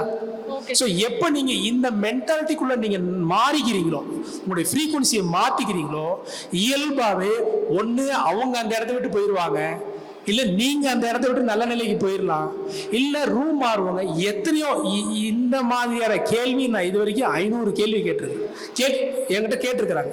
அத்தனை பேருக்கு இந்த வேலை செஞ்சிருக்கு. 2 நாள் 2 days நீங்க ஏன்னா 2 நாள் ட்ரை பண்ணி பாருங்க. 2 நாள்ல இந்த இதுல ஒரு பர்சன்டேஜாவது சேஞ்சஸ் வரும். ஆனா எப்படி செய்யணும், நான் தான் காரணம் செய்யணும். சிம்பிள். ரொம்ப நல்ல கேள்வி இது, எல்லாருக்கும் உண்டான கேள்வி தான். அப்ளை பண்ணி பாருங்க. Okay, thank you sir. தேங்க்யூ. வேற ஏதாவது கேள்வி இருக்குதா? இந்த வகுப்பு சார்ந்து இருக்கலாம், இல்லை உங்களுக்கு ஏதாவது கேள்விகள் இருந்தாலும் கேட்கலாம்.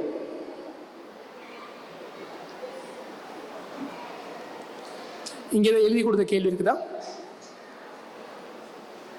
இதே கேள்வி தான் கேட்டிருந்தாங்க. எப்படின்னா, ஒரு கணவர் சொல்றாரு, நான் எல்லா விதத்துலேயும் கரெக்டாக தான் நடந்துக்கிறேன், என் மனைவி தான் என்னை அண்டர்ஸ்டாண்ட் பண்ணிக்க மாட்டேன்றாங்க, எக்ஸ்பிளைன் பண்ணுறேன், நான் புரிய வைக்கிறேன், என்னால் முடிஞ்ச வருமானம் நான் கொடுக்குறேன், எல்லாம் நான் பார்த்துக்கிறேன், முடிஞ்சு தானே பண்ண முடியும், எக்ஸ்ட்ரா நம்ம என்ன பண்ண முடியும், நான் எல்லாம் டேக் கேர் பண்ணுறேன், ஆனால் அவங்க புரிஞ்சிக்காமல் என்னை திட்டுறது, என்னை துன்பப்படுத்துறது, என்னை இது பண்ணுற மாதிரி ஃபீல் பண்ணுறாங்க. நிறைய பேருக்கு அந்த மாதிரியான வழி இருக்கு. ஒரு கணவன் மனைவி 2 சைடுமே அந்த மாதிரியான எல்லாருக்கும் கணவன் மனைவி உறவு இதுல வந்து ஒரு சுமூகமான சூழ்நிலை இல்லை அப்படின்றதான் சார் கேட்குறாங்க.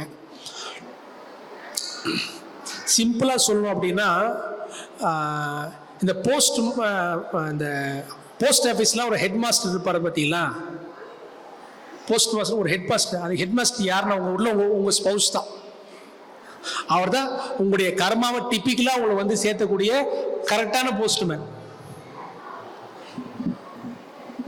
அதாவது கர்மான்ற வார்த்தைக்கு இன்னொரு வார்த்தை இருக்குதுங்க.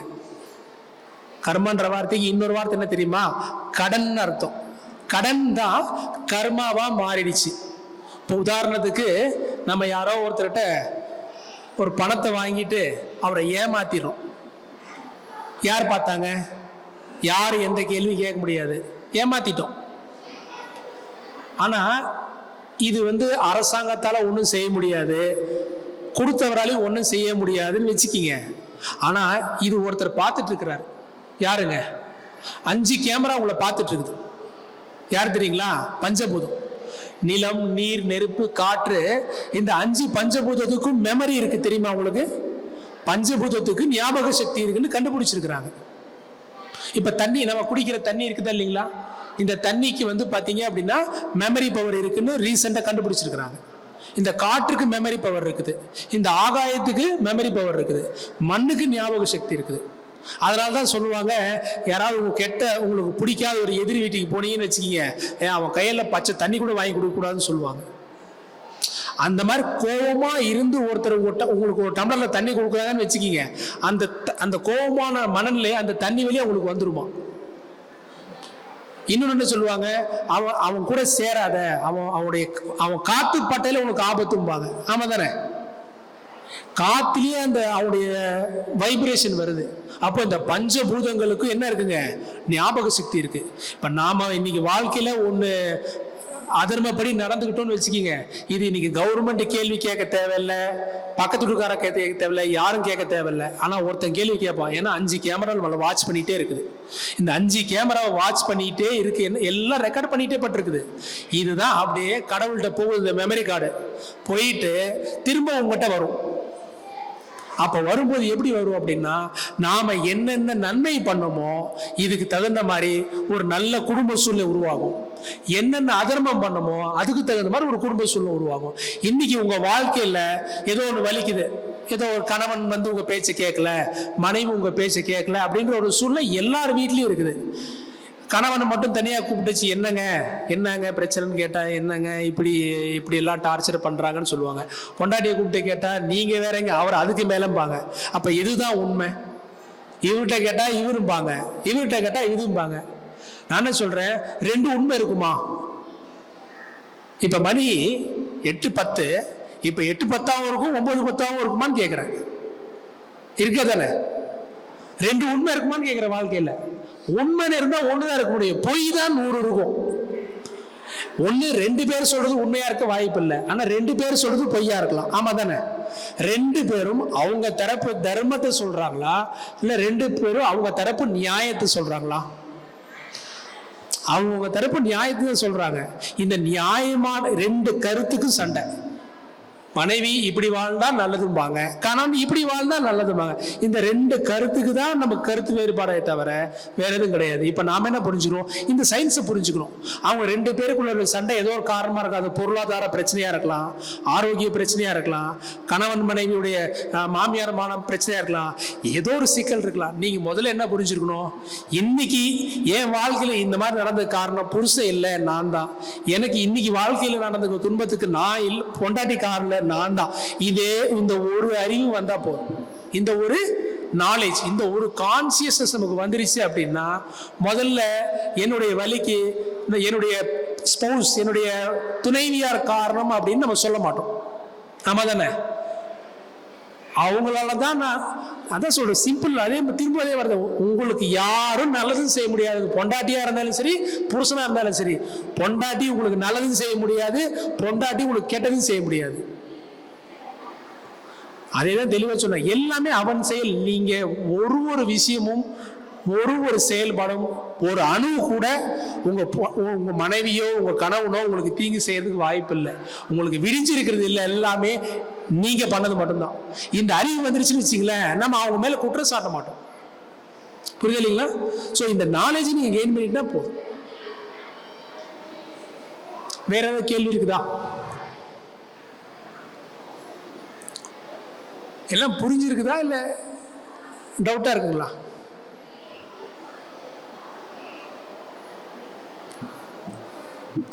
சில பேர் மனசுக்குள்ள சிரிச்சிக்கலாம், என்னென்ன கதை சொல்றாரு பாருங்க, வந்து வாழ்ந்து பாருங்க, அப்பதான் தெரியும் தலைவலி என்ன அப்படின்றது. அதுங்க சார், நம்ம இது என்ன வேணா இதுக்கு நாம வந்து உள்ள இருந்து ஒரு விளக்கம் கொடுத்துக்கலாம், என்ன வேணா நீங்க விளக்கம் கொடுத்துக்கலாம். நான் சொல்ற மாதிரி ஒரு 4 நாள் வாழ்ந்து பாருங்களேன், என்ன பிரச்சனை? 4 நாள் வாழ்ந்தா பாருங்களேன், என்னதான் பிரச்சனை? எல்லா துன்பத்துக்கும் நான் தான் காரணம் சொல்லிட்டு அந்த மெடிடேஷன் பண்ணி தான் பாருங்களேன். காசா பணமா பண்ணி தான் பாருங்களேன். இது வந்து ஏதோ நான் உட்காந்து கண்டுபிடிச்சதெல்லாம் கிடையாது. இது நீ இயற்கையோட நேச்சர்லாம். இப்ப நான் தீதும் நன்றும் பிறர் தவறான்னு சொல்றது, அவனின்றி அனுபவம் அசையான்னு சொல்றது நான் உட்காந்து எழுதிட்டு வந்ததா? காலங்காலமா இந்த உலகத்துல நடந்துட்டு இருக்க உண்மை. அதனால இந்த உண்மை கூட ஒரு 4 நாள் வாழ்ந்து பாருங்க. இந்த விதியை மாற்றக்கூடிய விஞ்ஞானம் அப்படிங்கிறது பேசினா ஒரு 10 மணி நேரம் பேசலாம், இன்னும் நிறைய டாபிக் இருக்குது. பட் 10 மணி நேரம் நம்ம இங்க உட்கார்ந்துருக்க முடியுமா? உட்கார்ந்துருக்க முடியாது. ஸோ இன்னைக்கு நாம கத்திருக்கக்கூடிய இந்த விஷயமானது இந்த உங்க வாழ்க்கையை மாற்றக்கூடிய நீங்க மேன்மை அடைகிறதுக்காக சொல்லப்பட்ட ஒன்லி 2% மட்டும்தான் இப்ப உங்களுக்கு நம்ம சொல்லி கொடுத்துருக்கிறோம். இத இன்னும் மேலும் கத்துக்க விரும்புறீங்களா? இன்னும் நீ எல்லாப்பட்ட தெரிஞ்சுக்க விரும்புறீங்களா? ஏன்னா இந்த இடத்துல இவ்வளவுதான் பேச முடியும். இன்னும் நீங்க மேலும் இதை பத்தி தெளிவா நீங்க கத்துக்க விரும்புனீங்க அப்படின்னா, இதுக்காக நம்ம என்ன உங்களுக்கு ஒண்ணு பண்றோம்னா, உங்களுக்கு இப்ப எல்லாருமே உங்களுடைய ஃபோன் நம்பர் கொடுத்தீங்களா? எல்லாருமே ஃபோன் நம்பர் கொடுத்துருக்கீங்களா? இப்போ உங்களுக்கு வந்து ஒரு வாட்ஸ்அப் குழுவில் வந்து நம்ம அன்பர்கள் உங்களை ஜாயின் பண்ணுவாங்க. ஒரு வாட்ஸ்அப் குழுவில் ஜாயின் பண்ணுவாங்க. இந்த குழுவில் வந்து பார்த்தீங்க அப்படின்னா, உங்களுக்கு நான் தினசரி இல்லை ஒரு நாள் விட்டு ஒரு நாள் இது சம்பந்தப்பட்ட சின்ன விஷயங்கள் நான் உங்களுக்கு ஷேர் பண்ணுவேன். இப்போ இன்னைக்கு நம்ம கேட்டோம் பார்த்தீங்களா, இந்த வீடியோ கூட உங்களுக்கு அந்த யூடியூப்ல வந்துடும். நீங்களும் கேட்டு பார்க்கலாம். இப்போ உங்க பொண்டாட்டியோ புருஷனோ இங்கே வராமல் இருந்திருப்பாங்க, அவங்கள்ட்ட நீங்கள் போட்டு காட்டலாம். எவ்வளோ ஈஸி பாருங்க, அவங்ககிட்ட நீங்கள் போட்டு காட்டுங்க, தெரிஞ்சுக்கிட்டு. ஏன்னா இந்த நாலேஜை ஃபேமிலியில் இருக்கிற எல்லாரும் நீங்கள் தெரிஞ்சுக்கணும். அதே மாதிரி டெய்லி உங்களுடைய ஆரோக்கியத்துடைய மேன்மைக்காகவும், உங்களுடைய பொருளாதார மேன்மைக்காகவும், உங்களுடைய உறவுகள் நல்லபடியாக இருக்கிறதுக்காகவும், நீங்கள் உங்களுடைய விதியிலிருந்து, உங்களுடைய கர்மங்கள்லேருந்து படிப்படியாக நீங்கள் மீண்டு வெளியில் வர்றதுக்காகவும் இந்த குழு நீங்கள் பயணம் பண்ணும் பொழுது நாம் உங்களுக்கு இதுக்கு உண்டான வழிகாட்டுதல் செய்ய முடியும். இது வரைக்கும் ஒரு 1200 பேர் இந்த குழுவில் இருந்து பல வருஷமா பயணப்பட்டு அவங்களுடைய வாழ்க்கையில மேன்மை அடைஞ்சிட்டு இருக்கிறாங்க.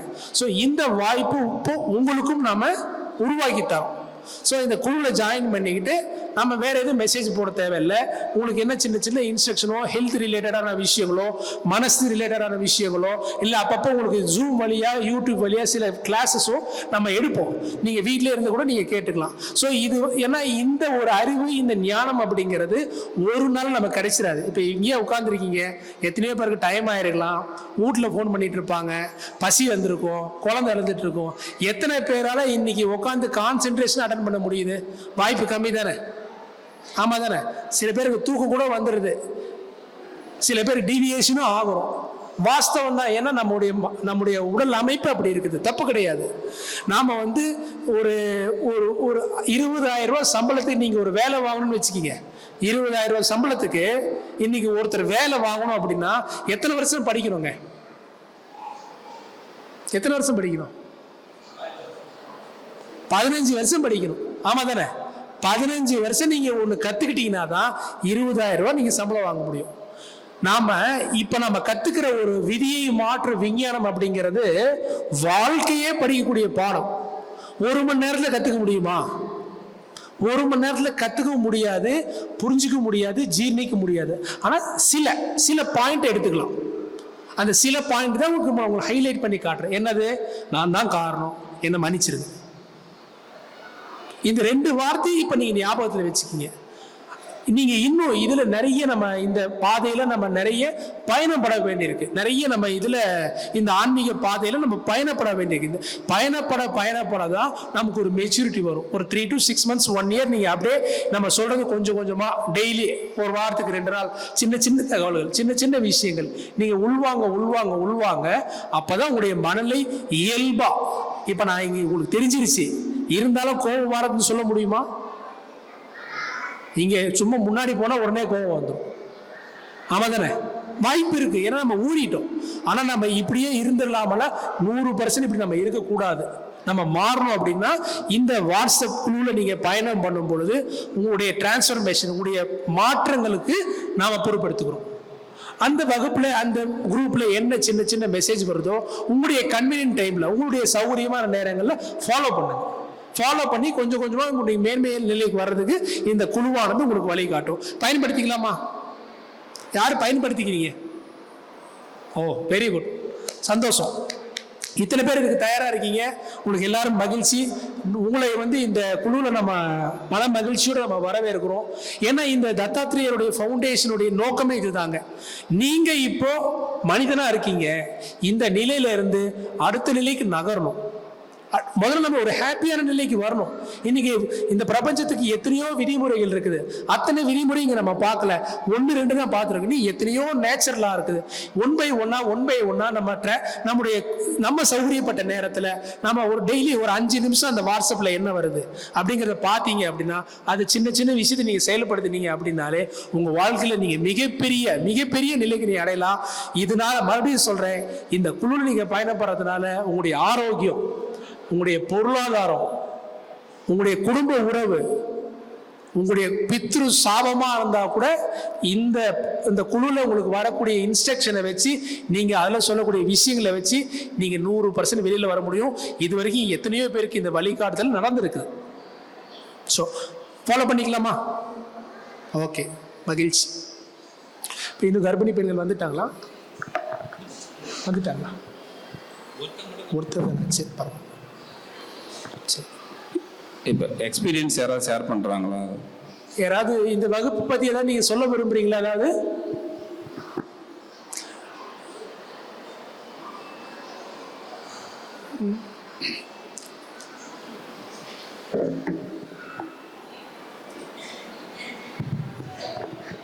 Good evening. மூவ் ஆன் ஆகிறத கண் கூட பார்க்க முடியுது, அதை எக்ஸ்பீரியன்ஸ் பண்ண முடியுது. மற்றவங்களுக்கு இப்போ ஒரு விஷயம் நடக்குது அப்படின்னா அதை நம்ம தான் பண்ணோன்னு கொஞ்சம் பொறுமையாக தான் ஆனால் ரியலைஸ் பண்ண முடியுது. அது அந்த ஒரு நாலேஜை வந்து வளர்த்துக்கிறதுக்கு கொஞ்சம் பொறுமை தேவைப்பட்டுச்சு. மற்றபடி இது ரொம்ப ரொம்ப ரொம்ப யூஸ்ஃபுல்லான இருந்துச்சு sir. Thank you so much. Thank you. இவங்க ஆல்ரெடி இந்த செஷனை வந்து அட்டன் பண்ணியிருக்கிறாங்க, இந்த அனுபவத்தை இங்கே பகிர்ந்துக்கிறாங்க. நீங்கள் இப்போ இங்கே ஒரு ரியலைசேஷன் நடந்திருக்கும் தானே, இப்போ ஒரு விஷயத்தை நீங்கள் புரிஞ்சிருப்பீங்க தானே. இந்த புரிஞ்சதுக்கு அப்புறம் உங்களுடைய மனநிலை எப்படி இருக்குது? இல்லைங்க இப்போ நான் சரியாக புரிஞ்சிருக்கிறேன்னு எனக்கு தோணுது அப்படின்னு ஏதாவது புரிஞ்சிருக்கீங்களான்னு கேட்குறேன். சரி, இந்த செஷன் வந்து நான் 4-5 இயர்ஸ் அவங்க சொன்ன முன்னாடியே நான் அட்டன் பண்ணியிருந்திருக்கேன். இது இன்னை வரைக்கும் நான் ப்ராக்டிஸ் பண்ணிட்டு இருக்கேன். நிறைய பிரச்சனையிலேருந்து என்னை நிறைய வெளியில் வந்திருக்கேன். இன்னைக்கு ரொம்ப சந்தோஷமாக இருக்குது. எங்கள் ஃபேமிலி எல்லா பிரச்சனையுமே அந்த செகண்டு நீங்கள் சொன்ன மாதிரி ஃபாலோ பண்ணதில் அந்த ஒரு 2 மணி நேரத்தில் இதுக்கு எனக்கு தீர்வு கிடச்சிருக்குது. அதே மாதிரி சில பெரிய பெரிய விஷயங்கள்லாம் கூட எனக்கு இதுக்கு தீர்வு கிடச்சிருக்கு. வழக்கு பிரச்சனை, சொத்து பிரச்சனை, எல்லா பிரச்சனையிலேருந்து இன்றைக்கி நாங்கள் வெளியில் வந்து எங்கள் ஃபேமிலி இன்றைக்கி நல்லா இருக்கிறோம். எங்கள் குழந்தைங்கள்லேருந்து இன்றைக்கி நல்லா படிச்சுட்டு இருக்கிறாங்க. இது ஒரு நல்ல தீர்வு. இது ஃபாலோ பண்ணால் நல்ல முடிவு கிடைக்கும். தேங்க்யூ. ரொம்ப நன்றிங்க சார்.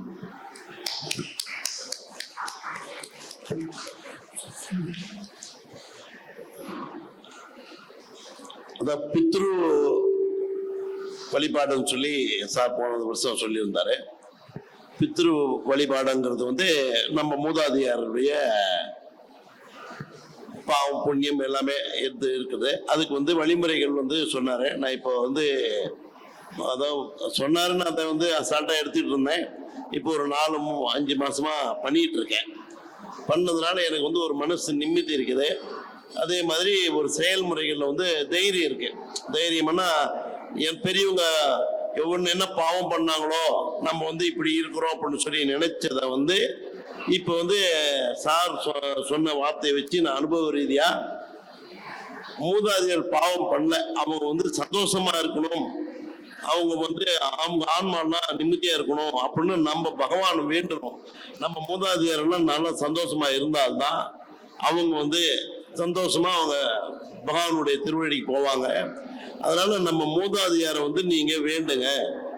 அப்போ வந்து உங்களுக்கு அவங்க சந்தோஷமா இருந்தால் உங்க குடும்பம் உங்க வம்சாவளி எல்லாம் சந்தோஷமா இருக்கும் அப்படின்னு சொல்லி சொன்னாரு. அதை நான் பண்ணி இப்போ 3-4 மாசமா பண்ணிட்டு இருக்கேன். அது எனக்கு மனசு திருப்தியா இருக்கு, சந்தோஷமா இருக்கு.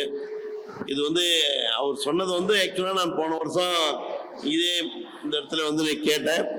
ஆனா அவர் சொன்னது நான் நம்பல. ஏன்னா நாங்க இந்த வயசுல இது முடியும் முதல்ல என்ன பாவம் பண்ணாங்களோ நம்ம இவ்வளவு கஷ்டப்படுறோம், என்ன பண்றாங்களோ இப்படி நம்ம இருக்கோம் அப்படின்னு சொல்லியே தான் நான் என்னுடைய வாழ்க்கையில வாழ்ந்துட்டு வந்தேன். இப்போ 4 மாசமா அது அவங்க சொன்னதை வந்து இந்த 4 மாசமா செய்யறதுனால எனக்கு பல பலன்கள் வந்து தெரியுது, உண்மையாகவுமே தெரியுது. அது எல்லாரும் அந்த மாதிரி பண்ணா பரவாயில்ல. அதாவது இன்னும் சரியா விவரப்படுத்தி சொல்ல எனக்கு தெரியல. பரவாயில்ல சார், நன்றி. நீங்க சொல்றதை புரிஞ்சுக்கிட்டேன். ஐயா என்ன சொல்ல வராங்கன்னா, நம்ம இதுக்கு முன்னாடி வந்து பித்ரு வழிபாடு பத்தி மகாலய அமாவாசை அன்னைக்கு பித்ரு வழிபாடு பத்தி ஒரு வகுப்பு எடுத்திருந்தோம். அந்த வகுப்புல சொன்ன சில விஷயங்கள் அவங்க வாழ்க்கையில ஃபாலோ பண்ணதுக்கு அப்புறம் பரவாயில்ல முன்னேற்றம் அப்படின்னு சொல்றாங்க. ஸோ இந்த செஷன் கூட நமக்கு யூடியூப்ல கிடைக்குது, நீங்க அது கூட நீங்க வந்து பார்த்துக்கலாங்க.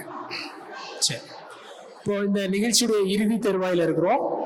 இப்போ வந்து உங்க எல்லாருக்கும் வந்து இங்க லைனா வந்து பிரசாதம் வாங்கிக்கிங்க. வாங்கிட்டு உங்களுக்கு ஒரு கேலண்டர் கொடுப்பாங்க, தத்தாத்திரேயருடைய கேலண்டர் கொடுப்பாங்க. நீங்க கேலண்டர் வாங்கிக்கலாம். வாங்கிட்டு நீங்க வெளியில வந்து பிரசாதம் வாங்க போய்க்கலாம். ஸோ இல்லை இந்த பகுதி இந்த பக்கமா கொஞ்சம் வந்துக்கலாம்.